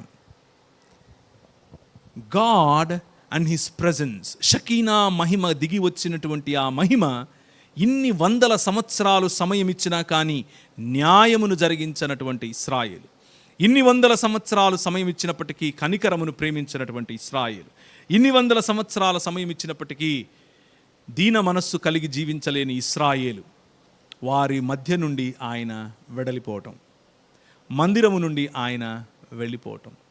నువ్వు వెళ్ళిపోతాను అని చెప్పాడు, సమయం ఇచ్చాడు. మీరేం చేశారు? ఇశ్రాయేలీలు ఏం చేశారు? మతం కట్టి ఒక మందిరం కట్టుకుని దాంట్లోనే ఆయన లాక్ చేసి ఆయనకు పెడతాం అనుకున్నారు. ఒకవైపు ఇటు, ఇంకొక వైపు అనేక మంది భార్యలున్న కారణం చేత, అనేక భార్యలు తనను ఒప్పించటం కారణం చేత ఈయన అన్యజనులు నీ ముందు వేషాలేస్తారు బాబు, కానీ వారి ఉన్నత స్థలాలను తొక్కాలి అని ఇశ్రాయేలు పిలువబడితే ఈయన వెళ్ళి ఏం చేస్తున్నాడు? దండేసి దండం పెట్టి అక్కడ దాని చుట్టూ గుడి చుట్టూ తిరుగుతున్నాడు. ఎక్కడ? కీయు దేవత ఎదుట. కీయు దేవత ఏమడుగుతుంది? నూనె అడుగుతుంది. నక్షత్ర దేవత ఏమడుగుతుంది? నూనె అడుగుతుంది. మొలెకు దేవుడు ఏమడుగుతాడు? మీ జ్యేష్ఠపుత్రులను అడుగుతాడంటే ఏంటి? అక్కడ బలివ్వాలి. ఏంటి విగ్రహారాధన వెనుకున్నటువంటి సమస్య ఏమిటి అని అంటే, ప్రతి విగ్రహము వెనుక ఒక భావజాలం. ఆ భావజాలం నిన్ను, నీ శరీరాన్ని, నీ ప్రాణాన్ని, నీ వనరులను, నీ కుటుంబాన్ని కోరుతుంది. బయలు అదే కోరాడు. నాకు పిల్లలను బలిమ్మన్నాడు. అగ్నిగుండములో నుంచి నేను తీసుకొని వెళ్ళమన్నాడు పిల్లలని. అంగచ్ఛేదనం చేసుకోమన్నారు. చేతులు కొందరు, కాళ్ళు కొందరు, తలలు కొందరు, తలనీలాలు కొందరు, నాలికలకు సువ్వలు గుచ్చుకోవటం. Dehumanising you is what religion does. Dehumanising you is what idolatry does. విగ్రహారాధన నిన్ను మనిషిగా ఉంచకుండా పశుప్రాయుడిగా చేస్తుంది. ముందే చెప్పాను రా, నేను రా నీకు కింగ్. ఎందుకు ఇవన్నీ నీకు? వినలేదు మనం. ఇశ్రాయేలు వినలేదు. మాకు అదే కావాలి అని అన్నారు. ఆమోసు గ్రంథం ఇశ్రాయేలుకు ఇక వాళ్ళు చెరపట్టబడతారు, ఇక వాళ్ళు చెదిరిపోతారు అన్న సమయానికి ముందు జరిగేటటువంటి గ్రంథం. అనగా క్రీస్తుకు దాదాపు 600 పైచిలుకు సంవత్సరాలు, 700 కూడా వేసుకోవచ్చు. అంటే దాదాపు ఆమోసు అలాగే యెషయా ఒకే సమయం వారు. ముందు ఆమోసు, ఆ తర్వాత యెషయా వచ్చాడు. ఆమోసు చెప్పినటువంటి మాట, యెహోవా సెలవిచ్చినదేమనగా, 3వ వచనం, దమిష్కు 3 సార్లు 4 సార్లు చేసిన దోషములను బట్టి నేను వారిని శిక్షిస్తాను. ఏంటి వారు చేసినది? వారు దాని జనులు పంట దుల్లగొట్టు ఇనుప పనిముట్లతో గిలాదును నూర్చిరి. నేను నీకు పంట పండించుకోరా అని చెప్పి నీకు మెటల్ ఇస్తే ఆ మెటల్తో గిలాదును నువ్వు చంపుతావా? You are losing your vocation. నీ పిలుపును నువ్వు మర్చిపోతున్నావు. అందుకు నేనేం చేస్తాను? దమష్కును శిక్షిస్తాను. అది బెన్హెదదు యొక్క నరులను దహించి వేసింది. యెహోవా సెలవిచ్చినదేమనగా, గాజా 3 సార్లు 4 సార్లు చేసిన దోషములను బట్టి నేను వారిని తప్పకుండా శిక్షిస్తాను. ఎందుకు అంటే, ఏదోము వారికి అప్పగింపవలేనని తాము చెరపట్టబడినందున కొనిపోయిరి. అంటే నీకు వ్యతిరేకంగా ఉన్నాడని, వాడి బలహీన స్థితిలో వాడి పైనకి ఇంకొకడు దండెత్తి వస్తే నువ్వు వాడితో చేయగలిపి వీడిని తీసుకుపోయి వానికి అమ్ముతావా? అన్యాయం చేస్తావా? నీ పొరుగు వాడి పట్ల నీకున్నటువంటి ఆలోచన ఇదా? మన దేవుని హృదయం మతం కాదు, మానవత. మానవుడి పట్ల మానవునికి ఉన్నటువంటి ఆలోచన. యెహోవా సెలవిచ్చినదేమనగా, తూరు 3 సార్లు 4 సార్లు చేసిన దోషములను బట్టి నేను తప్పకుండా దాన్ని శిక్షిస్తాను. ఎందుకంటే దాని జనులు సహోదర నిబంధనను జ్ఞాపకం తెచ్చుకోలేదు. పట్టబడిన వారినందరినీ యోదోమీయులకు అప్పగించారు. మీరు చేసుకున్న నిబంధన, మీ మధ్య మీకున్నటువంటి నిబంధన మీరు మర్చిపోయి ప్రజలను మోసగిస్తున్నారా? ప్రజలను అమ్ముతారా? ప్రజలను దూరం చేసుకుంటారా? Hour God is not interested in religion. He is interested in human beings, human lives. ఆయన దేవుని రాజ్య విలువలు ప్రత్యేకంగా ఉన్నాయి. యెహోవా సెలవిచ్చినదేమనగా, అమ్మోనీయులు 3 సార్లు 4 సార్లు చేసిన దోషములను బట్టి నేను తప్పకుండా వారిని శిక్షిస్తాను. ఏలయనగా తమ సరిహద్దుల నుండి విశాలము చేయాలని గిలాదులో ఉన్న గర్భిణీ స్త్రీల కడుపులు చీల్చారు. డీహ్యూమనైజింగ్. మనిషిగా బ్రతకకుండా పోతే గర్భిణి అని కూడా చూడకుండా గర్భిణి కడుపులో కత్తి దూస్తారు. This is what is painful to God. నువ్వు ఆదివారం ఎన్నిసార్లు పల్టీలు కొట్టావు? నువ్వు శనివారం ఎన్నిసార్లు చేతులు ఎత్తావు? నువ్వు శుక్రవారం ఎంత అన్నం తినకుండా ఉన్నావు? నువ్వు గురువారం ఎన్ని కాటేజ్ మీటింగులకు వెళ్ళావు? ఇవన్నీ మంచిదే, మనకు కావాలి. భక్తి ఫైన్. కానీ భక్తితో ఆగిపోతే ఇశ్రాయేలు అవుతాం. భక్తితో ఆగిపోతే సాటి మనిషి పట్ల ప్రేమ పోతుంది. భక్తితో ఆగిపోతే మతంలో దిగుతాం. మతంలో దిగితే మనిషి పట్టెడన్నం తిన్నాడా లేదా అన్నది కూడా తెలియదు.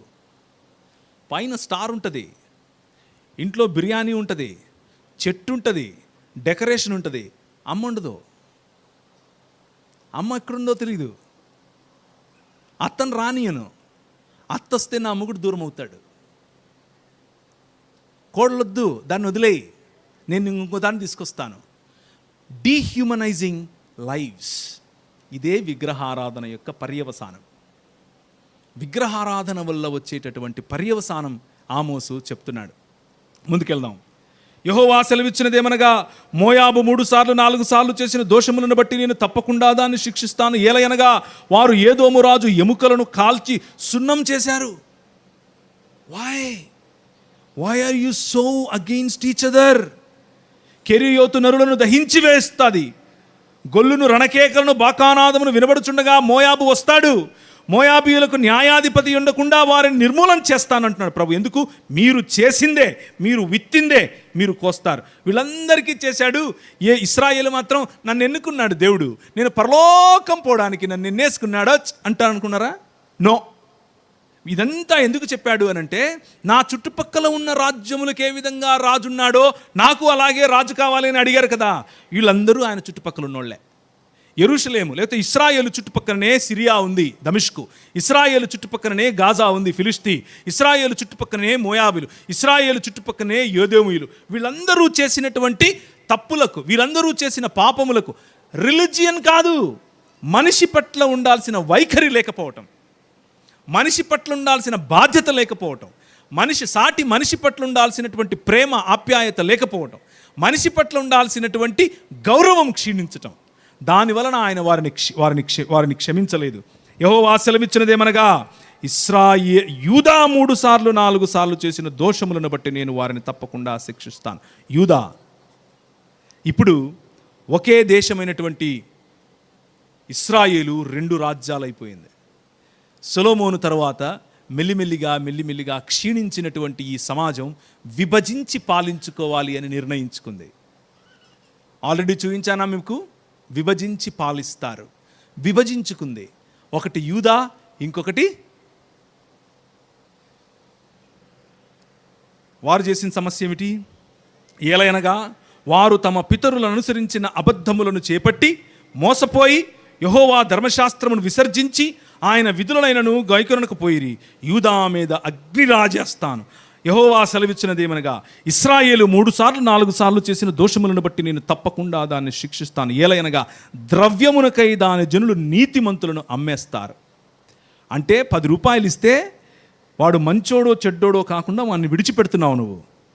దరిద్రుల నోటికి మన్ను వేయుటకు బహు ఆశపడతారు. దీనుల త్రోవకు అడ్డం వస్తారు. తండ్రియు కుమారుడు ఒకే దాన్ని కూడి నా పరిశుద్ధ నామమును అవమానపరుస్తారు. తాకట్టుగా ఉంచబడిన బట్టలను అప్పగింపక వాటిని పరుచుకొని బలిపీఠము ఎదుట పండుకొని జుల్మానా సొమ్ముతో కొనిన ద్రాక్షారసమును తమ దేవుని మందిరములోనే పానం చేస్తారు. This is not about religion anywhere. ఎక్కడన్నా కనిపించిందా?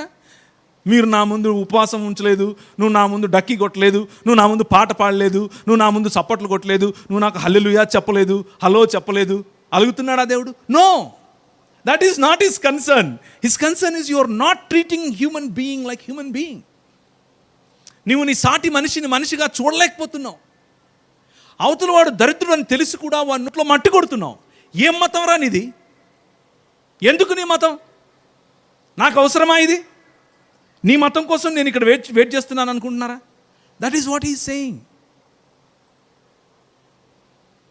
ఆమోసు గ్రంథంలో అంటాడు, మీ బలి అర్పణలు నాకు హేయము, నాకొద్దు.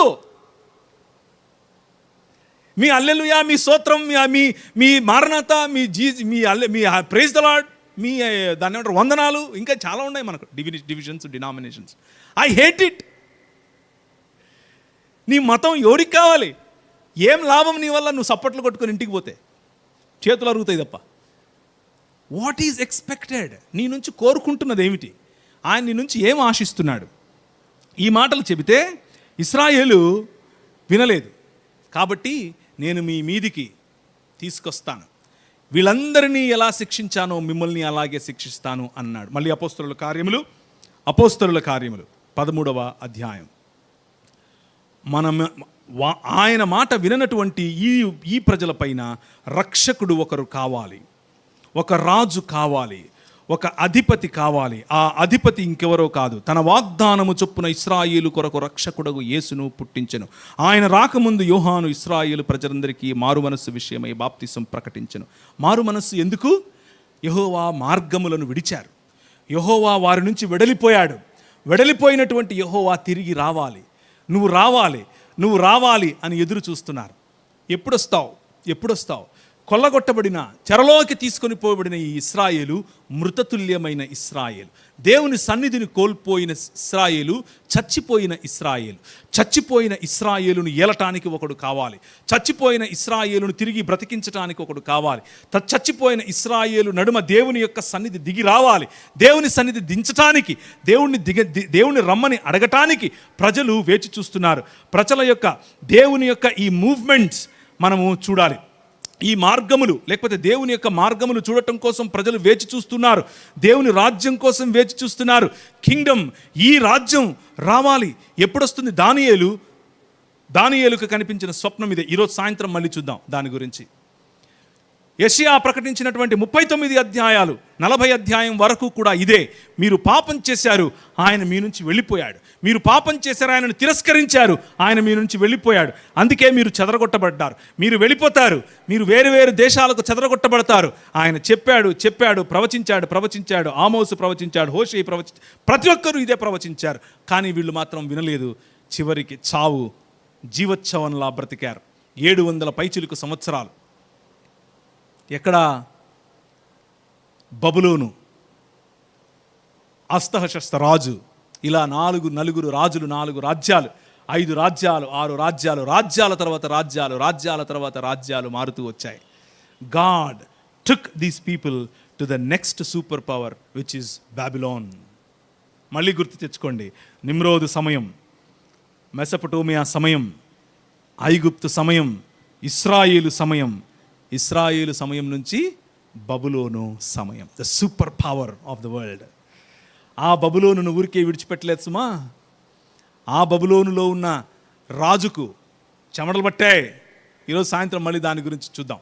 కానీ దేవుడు కోరుకుంటున్నది మనిషి నుంచి, ఆయన చేసిన కవనెంట్ గురించి ఏమిటి అని గనక మనం ఆలోచిస్తే, మనుషులు ఏర్పరచుకున్నటువంటి ఈ మనుషుల యొక్క స్కీమ్స్, మనుషుల యొక్క పద్ధతులు, మనుషులు ఏర్పరచుకున్నటువంటి వారి పారంపర్యాచారాలు, ఆ పారంపర్యాచారాలు, మతం.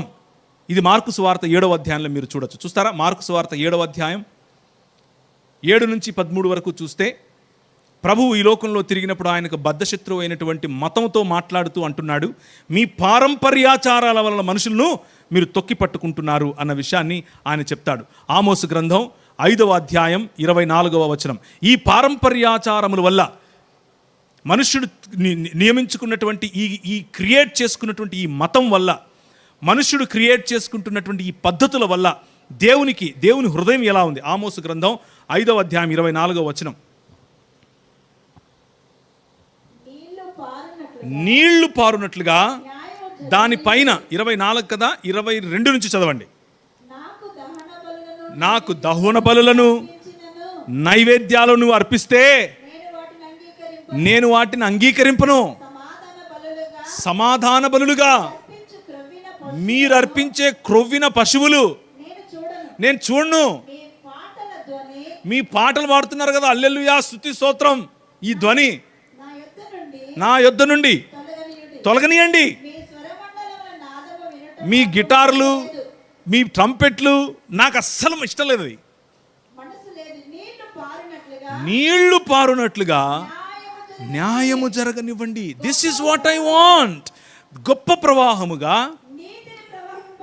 నీతిని ప్రవహింప చేయండి.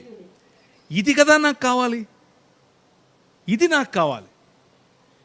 మీరేమో నేను పాటలు పాడతాను, నేను చప్పట్లు కొడతాను, నేను పల్టీలు కొడతాను, నేను అన్నం మానేస్తాను అంటారేంటి? నాకేమొస్తుంది? ఏంటి లాభం దానివల్ల? What is it? మీ భక్తి మంచిదే, మీది వరకే.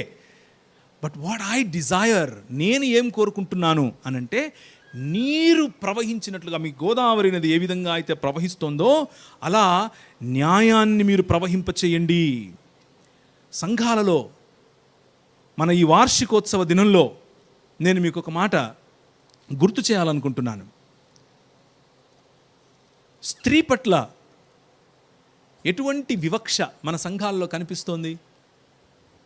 స్త్రీ సశక్తీకరణ అన్న విషయాన్ని క్రైస్తవ సంఘం కొన్ని వేల సంవత్సరాల నుంచి ప్రతిపాదిస్తూ తీసుకొస్తూ ఉంటే ఈరోజుకు స్త్రీ పైన జరిగే అన్యాయం పట్ల మాట్లాడేదానికి సంఘంలో ఒకరికి నోరు రాదా? కుల వివక్ష పేరు మీద ఒకరి మీద ఒకరు మనం అన్యాయంగా రాజ్యం చేసుకోవట్లేదా? అన్యాయంగా ఒకరిని తొక్కిపట్టేటటువంటి ఈ దురాగతాలు మన మధ్యలో లేవా? వాటిని చూసి దేవుడు సంతోషిస్తాడు అనుకుంటున్నారా? కేవలం మీ భక్తి కారణం చేత, మీ తెల్లబట్టల కారణం చేత, మీ హల్లెలూయా, మీ స్తోత్రం, మీ వందనాల కారణం చేత? No, he is not happy about that. ఆయన వాటిని చూసి సంతోషించేవాడు కాదు. అవి ఆయనకు హేయములు. ఆయన వాటిని పట్టించుకోడు. ఆయనంటే ఇష్టం లేదు ఆయనకు. ఏమి కొనిపోయి నేను యెహోవాను దర్శించుదును, ఏమి తీసుకొని వచ్చి ఆయన సన్నిధిలోనికి నేను తీసుకుని ఒత్తును, వేలాది నదులంతా విస్తారదైన తైలమును నేను తీసుకొని వస్తే ఆయన ఒప్పుకుంటాడా? నా జ్యేష్ఠపుత్రుని, నా గర్భఫలమైన జ్యేష్ఠపుత్రుని తీసుకొని వస్తే ఆయన ఒప్పుకుంటాడా? మనుష్యుడా, ఏది ఉత్తమమో నేను ముందే చెప్పాను కదా నీకు. సరళమైన నా మాటలు నువ్వు ఎందుకు మతంగా కట్టుకుంటున్నావు? న్యాయమును జరిగించుటయు, కనికరమును ప్రేమించుటయు, దీన మనస్సు కలిగి యెహోవా ఎదుట జీవించుటయు. ఇంతే కదా నేను అడుగుతున్నది. మీకు గుర్తుందా ఈ వాక్యం? రైట్? న్యాయము జరిగించుటయు, దీన మనస్సు మరియు కనికరము యొక్క ప్రేమ. That's what God wants. He is not interested in your religious practices. అవి కాదు. ఒకసారి ఈ రాజ్యము గురించి మార్కు సువార్త 1వ అధ్యాయం 15-16 వచనాలు. మార్కు సువార్త 1వ అధ్యాయం. ఈ రాజు రావాలి, ఈ రాజు రావాలని ఆర్తనాదాలతో ప్రజలు ఎదురు చూస్తున్నారు. ఈ రాజు రాకపోతే మా బ్రతుకులు ఏమవుతాయి అని ఆలోచిస్తున్నారు. చెరలో ఉన్నటువంటి ఇశ్రాయేలు చెర నుంచి రావాలి, చెర నుంచి వచ్చి ఆయన రాజ్యాన్ని స్థాపించాలి. ఆయన రాజ్యంలో, లేకపోతే దేవుడే రాజుగా ఉన్నప్పుడు మేము అక్కడ బ్రతకాలి అన్నటువంటి ఆలోచనలో ఇశ్రాయేలు ప్రార్థన చేస్తోంది. ఇశ్రాయేలు ప్రార్థనకు ప్రతిఫలమే మార్కు సువార్త 1వ అధ్యాయం. కాలము సంపూర్ణమైనప్పుడు ఏంటి? మార్కు దొరకలేదా మీకు? నంది చదవమంటారా? కాలము సంపూర్ణమై ఉన్నది, దేవుని రాజ్యము సమీపించి ఉన్నది, మారు మనస్సు పొంది సువార్తనముడని చెప్పుచు. దేవుని సువార్త. దేవుని సువార్త ఏమిటి అని అంటే రాజ్యం వచ్చేసింది అని చెప్పటమే. రాజు వచ్చేశాడు అని చెప్పటమే. రాజు వచ్చేశాడు, రాజ్యం వచ్చేసింది అని చెప్పేటటువంటి సువార్తను ఇక్కడ ప్రకటిస్తున్నది ఎవరంటే స్వయంగా రాజే. ఈ రాజును గురించి యెషయా గ్రంథం 39 అధ్యాయాలు మీరు చస్తారు చస్తారు చస్తారు అని చెప్తే 40వ అధ్యాయం నుంచి మిమ్మల్ని బ్రతికిస్తాను, మిమ్మల్ని బ్రతికిస్తాను, మిమ్మల్ని తిరిగి తెస్తాను, మిమ్మల్ని తిరిగి నిర్మిస్తాను అని చెప్తున్నాడు. ఇప్పుడు చదవండి వెనకున్నటువంటి వచనం. ఇది దానికి ఉన్నటువంటి నేపథ్యం. చదవండి మళ్ళీ గట్టిగా, మీ ఎదురుగానే ఉంది. అది కాదు, బ్యానర్ మీద ఉండేది ఇది. నీకు వెలుగు వచ్చి ఉన్నది.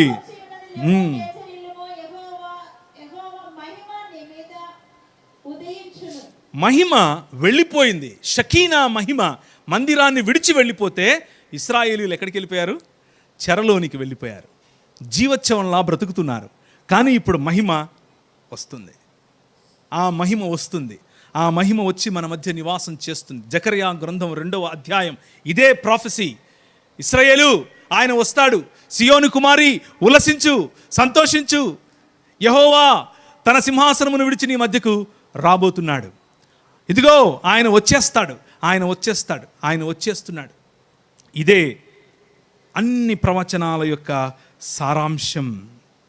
ఆయన రావాలి, ఆయన రావాలి అని కోరుకుంటూ ఉన్నటువంటి, నీవు గగనాన్ని చీల్చుకొని వస్తే తప్ప మా బ్రతుకులు ఏమవుతాయి అని యెషయా గ్రంథంలో ఆర్తనాదాలు మాట్లాడుతున్నారు. ఆర్తనాదాలుగా అరుస్తున్నారు.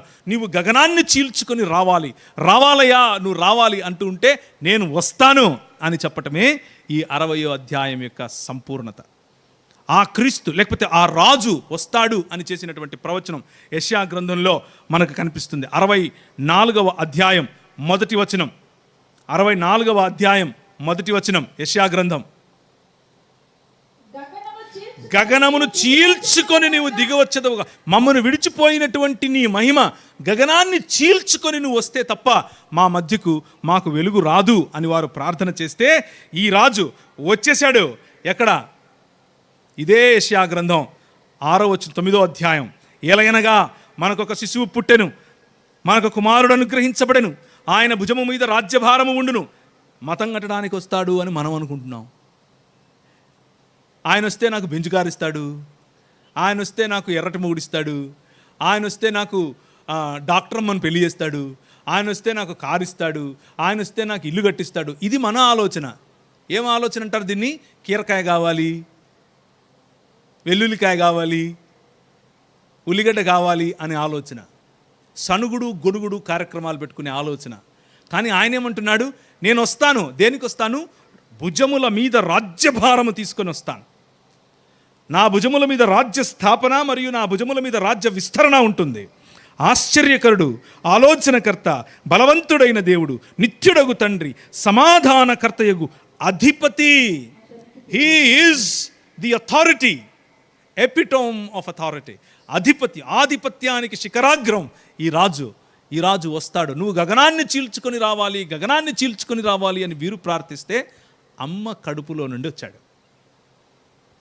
అమ్మ కడుపులో నుండి వచ్చి అమ్మకు ఆ స్థానం ఇచ్చాడు. స్త్రీ అంటే బబులోను మొదలుకొని, నిమ్రోదు మొదలుకొని ఈ ఆలోచనలన్నిట్లో, ఈ భావజాలాలన్నిట్లో నిమ్నమైనటువంటి ఒక వస్తువు, నిమ్నమైనటువంటి ఒక జీవం, నిమ్నమైనటువంటి ఒక దాన్ని ఏమంటారు, పశువుతో పోల్చినటువంటి ఈ యూదులు చేసిన ప్రార్థన ఒకసారి మీరు గమనిస్తే, దేవా నీవు నన్ను అన్యజనుడిగా చేయనందుకు నీకు వందనం, నీవు నన్ను కుక్కగా చేయనందుకు నీకు వందనం, నీవు నన్ను స్త్రీగా పుట్టించినందుకు నీకు వందనం. ఇది వాళ్ళు చేసే ప్రార్థన. అంటే అన్యజనులు, కుక్కలు, స్త్రీలు ఒకటి. వాళ్ళకి మతం ఇదే నేర్పుతుంది. మతం మనిషిని తగ్గించి చూడటం నేర్పుతుంది. I'm greater than him. నేను ఎప్పుడు బ్రదర్, చాలా బ్రదర్, హెచ్చించుకునే మతం, అవతలి వాడిని తగ్గించే మతం, అవతలి వాడి విలువను నిర్వీర్యం చేసే మతం. కానీ ఈ రాజు రాజ్యం కోసం వస్తున్నాడు, మతం కోసం కాదు. సమాధానకర్తయగు అధిపతి, మనుష్యుల మధ్య సమాధానం, దేవునికి మనుష్యులకు సమాధానం. That is the Kingdom of God. దేవుని రాజ్యం అంటే అదే. ఆ దేవుని రాజ్యం రావాలి రావాలి రావాలి అని ఏడుస్తూ ఉంటే వచ్చేసింది. మారు మనస్సు పొందండి అని ఈ రాజు పిలుస్తున్నాడు. ఈ రాజు గురించినటువంటి, లేకపోతే ఈ రాజ్యం తీసుకొని వచ్చే ఈ అధిపతి గురించినటువంటి ఇంకొక మాట మనం చదువుతూ ఉంటాం. మీ మధ్య ఆయన మహిమ తీసుకుని రావటానికి ఆయన వస్తాడు అన్నమాట ఇంకొకటి చదువుతూ ఉంటాం. మీకా గ్రంథం 5వ అధ్యాయం 2వ వచనం. బెత్లెహేము, ఎఫ్రాతా, యూదావారి వంశములలో నీవు స్వల్పమైన గ్రామం అనుకుంటున్నావేమో, కానీ నాకు ప్రతిగా, నా ప్రతినిధిగా ఇశ్రాయేలును ఏలబోవువాడు నీలో నుంచే వస్తాడు. ఆయన పురాతన కాలం మొదలుకొని శాశ్వత కాలము తన ప్రత్యక్షతలు చూపిస్తూ వస్తున్నాడు. మీకా గ్రంథం 5వ అధ్యాయం 2వ వచనం ఇది.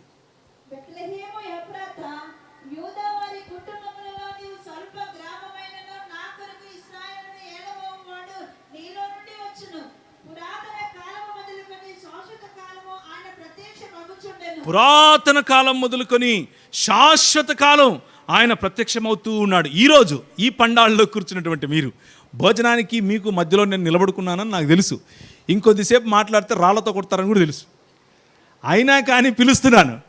ఈ రాజుతో మీకు పరిచయం ఉందా? మతం వరకే ఆగుతున్నారా? ఈ రాజును మీరు పరిచయం చేసుకున్నారా? ఈ రాజుతో ఎప్పుడైనా మాట్లాడారా? ఆయన ప్రత్యక్షతలు పురాతన కాలం మొదలుకొని శాశ్వత కాలం ఉన్నాయట. ఈరోజు నీకు అందుబాటులో ఉంది. Have you ever met this king? ఈ రాజుని ఎప్పుడైనా కలిసావా? ఈ రాజుతో ఎప్పుడైనా మాట్లాడావా? నాకు నెత్తిన వస్తుంది దేవా అంటే ఆయన వచ్చి జెండుబాంబు పెట్టడానికి అనుకుంటారు పొరపాటున. ఆయన చేస్తాడు. స్వస్థత మన చేతికి ఇచ్చాడు. మనం చేయి పెట్టిన చోట స్వస్థత, మనం కాలు పెట్టిన చోట సుభిక్షత, మనం మాట్లాడిన ప్రతి మాటలో జీవం. కారణం ఏమిటి అని అంటే ఈ రాజుతో ఉన్న సంబంధం.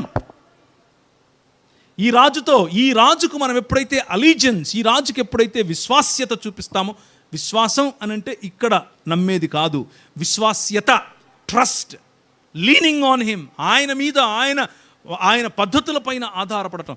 ఎప్పుడైతే ఆయనకు ప్రతినిధిగా బ్రతుకుతామో అప్పుడు ఎక్కడ తిరిగితే అక్కడ స్వస్థత, ఎక్కడ మాట్లాడితే అక్కడ జీవం, ఏది తాకితే దానిలో జీవం, ఏది పలికితే అక్కడ సుభిక్షత, ఎవరిని ముట్టితే వారి నుంచి దయ్యములు వెడిలిపోతాయి. మనం ముట్టనవసరం కూడా లేదు, దూరం నుంచి చూస్తే పోతాయి. This is the Kingdom of God. దేవుని రాజ్య స్థాపనలో ఆయన ఇచ్చినటువంటి స్వస్థత, ఆయన ఇచ్చినటువంటి దయ్యములపైన అధికారం, చిన్న చిన్న దయ్యాలు కాదు, గర్వం అనే దయ్యం, మదం, మనుష్యులను విభజించే కులం అనే దయ్యం, మతం అనే దయ్యం, ఈ భావజాలాలు, మనుష్యులకు రోగములిచ్చే దయ్యం, మనుష్యుల ఆర్థిక ఇబ్బందులను కలుగజేసే ఆలోచనలు, దయ్యం, ఇలాంటి సాతాను అంధకార సంబంధమైన దురాత్మ సమూహముల ప్రభావము నుండి సమాజాలను విడిపించటానికి ఆయన వస్తానన్నాడు. వచ్చేసాడు. యెషయా గ్రంథం 42వ అధ్యాయం 1 నుంచి 8 వరకు. ఈ రాజు సామాన్యుడు కాదు. ఈ రాజు మీరు అనుకుంటున్నట్లు కత్తి చేత్తో పట్టుకొని అక్కడ ఇక్కడ తిరిగి వాణ్ణి వీణ్ణి కొట్టేవాడు కాదు. ఇదిగో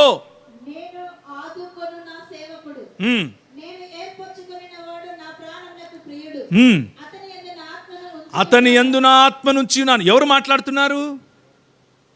మాట్లాడుతున్నారు ఇక్కడ? రాసే ప్రవక్త మాట్లాడుతున్నాడా? దేవుడు మాట్లాడుతున్నాడా? యెహోవా దేవుడే మాట్లాడుతున్నాడు. లేకపోతే ఆయన ఆత్మ ఉంచటం ఏమిటి? అతడు అన్యజనులకు న్యాయం కనపరచును. ఏం కనపరచడానికి వస్తాడు? న్యాయం. Where is justice in the society? ఆయన ప్రధాన ఉద్దేశం న్యాయం చేయటం, కనికరాన్ని ప్రవహింప చేయటం, మనుష్యుల నడుమ రావాల్సినటువంటి ఆప్యాయతను తీసుకుని రావటం. అతను కేకలేడు, అరవడు, కంఠస్వరం వీధిలో వినపడనీయడు, నలిగిన రెల్లును అతడు విరువడు, మకమకలాడుచున్న జనపనార పత్తిని ఆర్పడు. అతడు సత్యమును అనుసరించి న్యాయము కనపరుస్తాడు. బలహీనులు అప్పటికే చిదిమిపోయినటువంటి సమాజాలపైన ఇంకా బలం పెట్టేవాడు కాదు, ఇంకా ఆదిమేవాడు కాదు, ఇంకా వారిని అప్రెస్ చేసేవాడు కాదు. భూలోకమును న్యాయమును స్థాపించే వరకు అతడు మందగిలడు, సన్నగిలడు. ద్వీపములు అతని బోధ కొరకు కనిపెట్టుకుంటాయి. ఆకాశములను సృజించి వాటిని విశాలపరిచి భూమిని అందులో పుట్టిన సమస్తమును పరచి దానిన్న జనులను ప్రాణమును దానిలో నడుచువారికి జీవాత్మను ఇచ్చుచున్న దేవుడైన యెహోవా ఇలాగు సెలవిస్తున్నాడు. ఎవరు చెప్తున్నారు ఈ మాట? ఎందుకు వస్తున్నాడు ఆయన? గుడ్డి వారి కన్నులు తెరవటానికి. 6వ వచనం. బంధింపబడిన వారి చెరసాలలో నుండి వెలుపలికి తేవటానికి, చీకటిలో నివసించిన వారి బందీ గృహములో నుండి వెలుపలికి తేవటానికి యెహోవానగు నేనే నీతి విషయములో నిన్ను పెంచి నీ చేయి పట్టుకుని ఉన్నాను. యెహోవాను నేనే, ఇది నా నామము మరి ఎవరికి ఇవ్వను, నా మహిమను నేను ఎవరికి ఇచ్చేవాడని కానే కాదు. This is the king. ఈ రాజు స్వయానా యెహోవా దేవుడు. ఏ మహిమ అయితే ఇశ్రాయేలు నుంచి వెడలిపోయిందో ఆ మహిమ తిరిగి రావాలి. ఆదియందు వాక్యముండెను, వాక్యము దేవుని యొద్దయుండెను, వాక్యము దేవుడై ఉండెను. ఆ వాక్యము కృపా సత్య సంపూర్ణుడై శరీరధారిగా మన మధ్య డేరా వేసెను, నివసించెను. Bible is all about God coming and dwelling among you. బైబిల్లో ఉన్న ప్రధానమైన థీమ్ ఆయన వచ్చి మన మధ్య నివాసం చేయటం. ఇమ్మానుయేల్, ఆయన వచ్చి మన మధ్య నివాసం చేయటం. ఇమ్మానుయేల్ అన్న మాటకు ఆయన వచ్చి మన మధ్య నివాసం చేయటం. నేను ఇక్కడ చచ్చిపోయి ఎక్కడికో పోవటం కాదు. అది మతం. దేవుడు అనుగ్రహించిన ఆత్మ మనం చనిపోయినప్పుడు ఆయన వద్దకే వెళుతుంది, మనం అక్కడికే వెళతాం. కానీ అంతటితో శుభం కార్డు పడదు. ఈ కథకు శుభం కార్డు అక్కడ కాదు, శుభం కార్డు ఇంకా ఉంది. సాయంత్రం చూస్తాం. So this king has come. ఆయన ఎందుకు వచ్చాడు? మతం కట్టడానికి కాదు. ఆయన గ్రుడ్డి వారికి కన్నులు ఇవ్వటానికి వచ్చాడు. ఆయన చెరసాలలో ఉన్న వారిని విడిపించటానికి వచ్చాడు. ఆయన బందీగృహంలో ఉన్న వారికి స్వాతంత్రమును కలుగ చేయటానికి వచ్చాడు. యెహోవా ఆత్మ నా మీద ఉన్నది అని చెప్పుకున్నటువంటి మన ప్రభు అయిన యేసుక్రీస్తు ఇంకెవరో కాదు, మన ప్రభు అయినటువంటి యేసుక్రీస్తు. 48వ అధ్యాయం మరుగైన క్రొత్త సంగతులు కావు, పూర్వకాలమును సృజింపబడినవి కావు, అవి ఇప్పుడు కలిగినవే. నేనొక నూతన సృష్టిని కలుగజేయబోతున్నాను. 49వ అధ్యాయం, ద్వీపములారా నా మాట వినండి, దూరము నుండి వినండి. 51వ అధ్యాయం, నీతిని అనుసరించి యెహోవాను వెతుకుచుండు వారలారా నా మాట వినండి. ఇట్స్ ఆల్ అబౌట్ న్యాయము, నీతి, న్యాయము, నీతి. That is the Kingdom of God. అది దేవుని రాజ్యం. 48వ అధ్యాయం, యెషయా గ్రంథం 48వ అధ్యాయం 12 నుంచి 16. ఈ రాజు ఎవరు? ఈ రాజు యొక్క విశిష్టత, ఈ రాజుకున్నటువంటి గుణలక్షణాలు ఏమిటి? మాట్లాడుతున్నటువంటి యెహోవా, ఇంతవరకు మీరు చూశారు, మాట్లాడుతూ ఉన్నాడు. యెహోవాయే భూమి ఆకాశములకు పునాదులు వేశాడు అన్న విషయం మీకు తెలుసు. ఇప్పుడు 48వ అధ్యాయం చూడండి. యాకోబు, నేను పిలిచిన ఇశ్రాయేలు, నాకు చెవియొగ్గి విను, నేనే ఆయనను. ఎవరు మాట్లాడుతున్నారు? యెహోవా మాట్లాడుతూ అంటున్నాడు, నేనే ఆయనను, మొదటి వాణ్ణి నేనే, కడపటి వాణ్ణి నేనే, నేనే, నా హస్తమే భూమికి పునాది వేసింది, నా కుడి చెయ్యి ఆకాశ వైశాల్యములను వ్యాపింపజేసింది.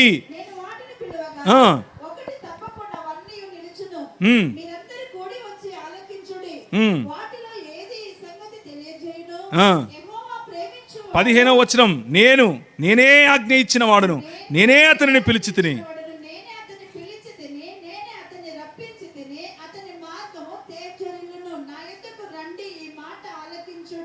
ఆది నుండి, అది పుట్టిన కాలం ఏది? ఆది అన్న సమయం పుట్టక ముందు నుంచి, పుట్టిన కాలం మొదలుకొని మాట్లాడుతున్నాను. ఇప్పుడు ప్రభువగు యెహోవాయు, ఆయన ఆత్మయు, మాట్లాడుతున్న యెహోవా అంటున్నాడు, భూమికి పునాదులు వేసింది నేనే అని చెప్తున్న యెహోవా అంటున్నాడు, ఇప్పుడు ప్రభువగు యెహోవాయు, ఆయన ఆత్మయు నన్ను పంపుతున్నారు అంటున్నాడు. Do you see the doctrine of Trinity?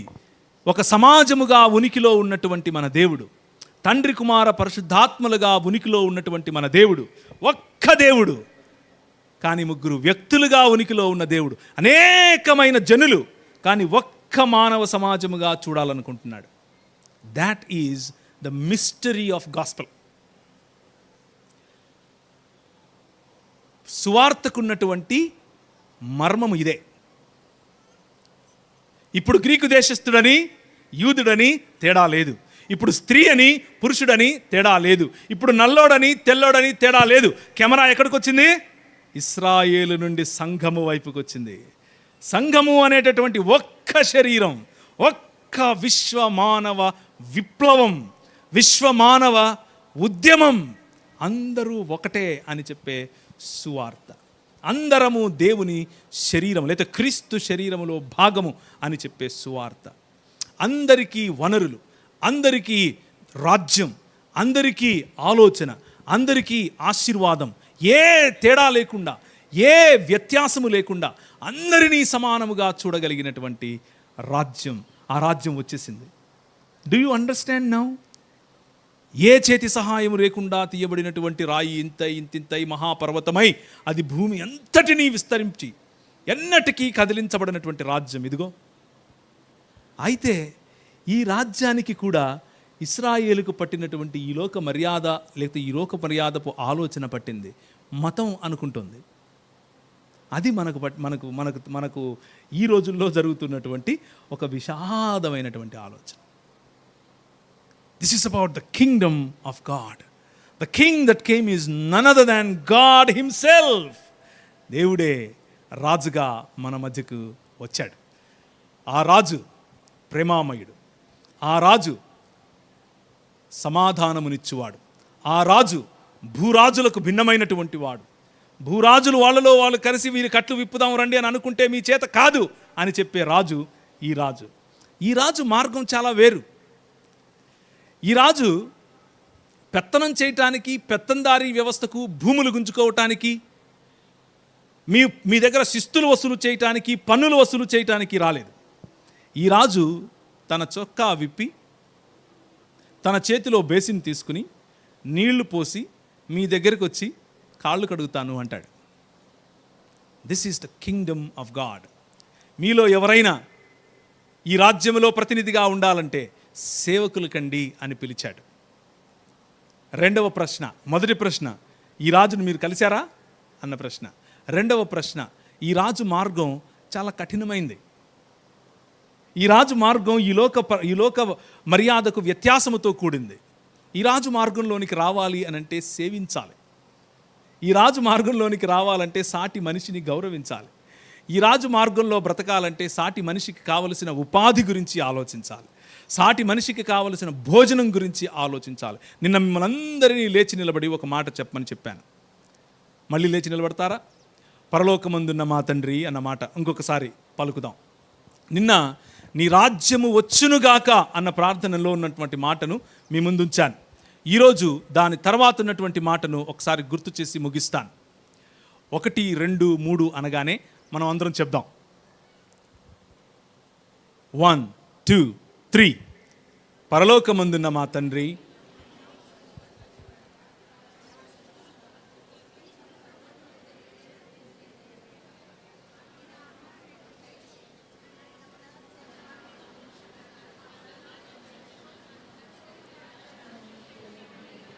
రాజ్యం నీది, శక్తి నీది, మహిమ నీది అనే ఈ రాజ్యంలో పట్టెడు అన్నం, మా అనుదిన ఆహారం నేడు మాకు దయచేయండి. నౌ ద క్వశ్చన్ ఈజ్, పండుగ వస్తోంది, సమాజం యొక్క వార్షికోత్సవం వచ్చింది, రంగురంగు చీరలు, మంచి మంచి జీన్స్ ప్యాంట్స్, మంచి మంచి చొక్కాలు వేసుకుని వచ్చాం, బాగానే ఉంది. పండుగలో వస్తాం, అది ఓకే. మీ ప్రక్కనున్న మీ పొరుగువాడు, మీ పొరుగువారి పట్ల మీ హృదయం ఎలా ఉంది? Do you know whether they are cooking and eating or not? వాళ్ళు కనీసం వండుకొని తినే స్థితిలో ఉన్నారా లేరా? మనుషుల్లో ఎన్నో రకాలైన ఇబ్బందులు, ఎన్నో రకాలైనటువంటి ఛాలెంజెస్, సవాళ్ళు కనిపిస్తూనే ఉంటాయి. కనిపిస్తూ ఉన్నప్పటికీ మీరు భక్తి, మా మతం ఇది చాలు, మా చప్పట్లు, మా హల్లెలూయా అని అంటే, మేము ఇక్కడ చచ్చిపోయి ఎక్కడికో వెళ్ళిపోవాలి అని అంటే ఎలా కుదురుతుంది? That is not what we have done to this nation. ఈ దేశాన్ని నిర్మించడానికి మనం అది చేయలేదు. ఈ దేశాన్ని నిర్మించటం కోసం మన ముందు నడిచినటువంటి మన పెద్దలు విద్య, వైద్యం, ఉపాధి, సామాజిక చైతన్యం, సమాజంలో ఉన్నటువంటి దుర్నీతి, అవినీతి, సమాజంలో ఉన్నటువంటి అనేకమైన అసామాజిక కార్యాలను ఆపాం, నిలబెట్టాం ఈ దేశాన్ని. And where is that church today? ఈరోజు ఆ సంఘం ఏమైపోయింది? భక్తిలో మాత్రమే ఆగిపోతారా? ప్రతి రంగములోనూ ఈ దేవుని రాజ్య స్థాపన మరియు విస్తరణ అవసరం లేదా? తలలో ఉంచుకుంటే ప్రార్థిద్దాం. ఈరోజు రాత్రి అనగా సాయంకాలం మనం కూడుకున్నప్పుడు ఈ రాజ్య విలువల గురించి, ఈ రాజ్యంలో మన ముందు నడిచిన మన నాయకులు చేసినటువంటి ఉద్యమం గురించి నేను మాట్లాడతాను. దానికి ముందుగా రాజు రావాలి, రాజు మహిమ మన మధ్యకు రావాలి అని చేసిన ప్రార్థనకు ప్రతిగా ఇశ్రాయేలుకు నీ వెలుగు వచ్చింది అని చెప్పటం కోసం ప్రభు అయిన యేసే స్వయంగా ఒక్క మనిషిగా మన మధ్యకు వచ్చాడు. ఆ రాజుతో సంబంధం నీకుందా? ఆ రాజును పలకరించావా? ఆ రాజు నిన్ను గుర్తిస్తాడా? ఆ రాజు నిన్ను గుర్తించాలి అనంటే నీ కుడివైపు ఉన్న వ్యక్తితో చెప్పు, నువ్వు దేవుని స్వరూపములోను దేవుని పోలికలోను ఉన్నావు. నీ ఎడమ వైపు ఉన్నటువంటి వ్యక్తితో చెప్పు, నువ్వు దేవుని స్వరూపము మరియు పోలిక చొప్పున ఉన్నావు. ఐ ఆనర్ యూ, నేను నిన్ను గౌరవిస్తాను. ఐ ట్రస్ట్ యూ, నీ మీద నిన్ను నేను నమ్ముతాను. I want to help you and serve you, నేను నిన్ను సేవించాలనుకుంటున్నాను, నేను సేవ చేయాలనుకుంటున్నాను. అలా చేస్తే ఆ రాజుతో నువ్వు కలిసినట్లే. దాని గురించిన వివరణ సాయంత్రం చూద్దాం. కృపగలిగిన తండ్రి, మీరు మా మధ్యలో ఉండి మీ రాజ్యములోనికి, మీ రాజ్యములో మమ్మల్ని నిర్మించమని, మీ రాజ్యములో మమ్మల్ని కట్టమని, మీ రాజ్య విస్తరణ కోసం, మీ రాజ్యం బలపడటం కోసం సర్వమానవాళికి శాంతి, సమాధానము, న్యాయము, కనికరము మరియు దీనమనస్సు అనేటటువంటి విశ్వమానవ ఉద్యమాన్ని మా మధ్య నడిపించమని, దానికి అవసరమైనటువంటి ప్రతి పనిని మేము చేయటానికి మమ్మల్ని సన్నద్ధపరచమని మా ప్రభువైన యేసుక్రీస్తు నామమున అడిగి వేడుకుంటున్నాం తండ్రి. ఆమెన్.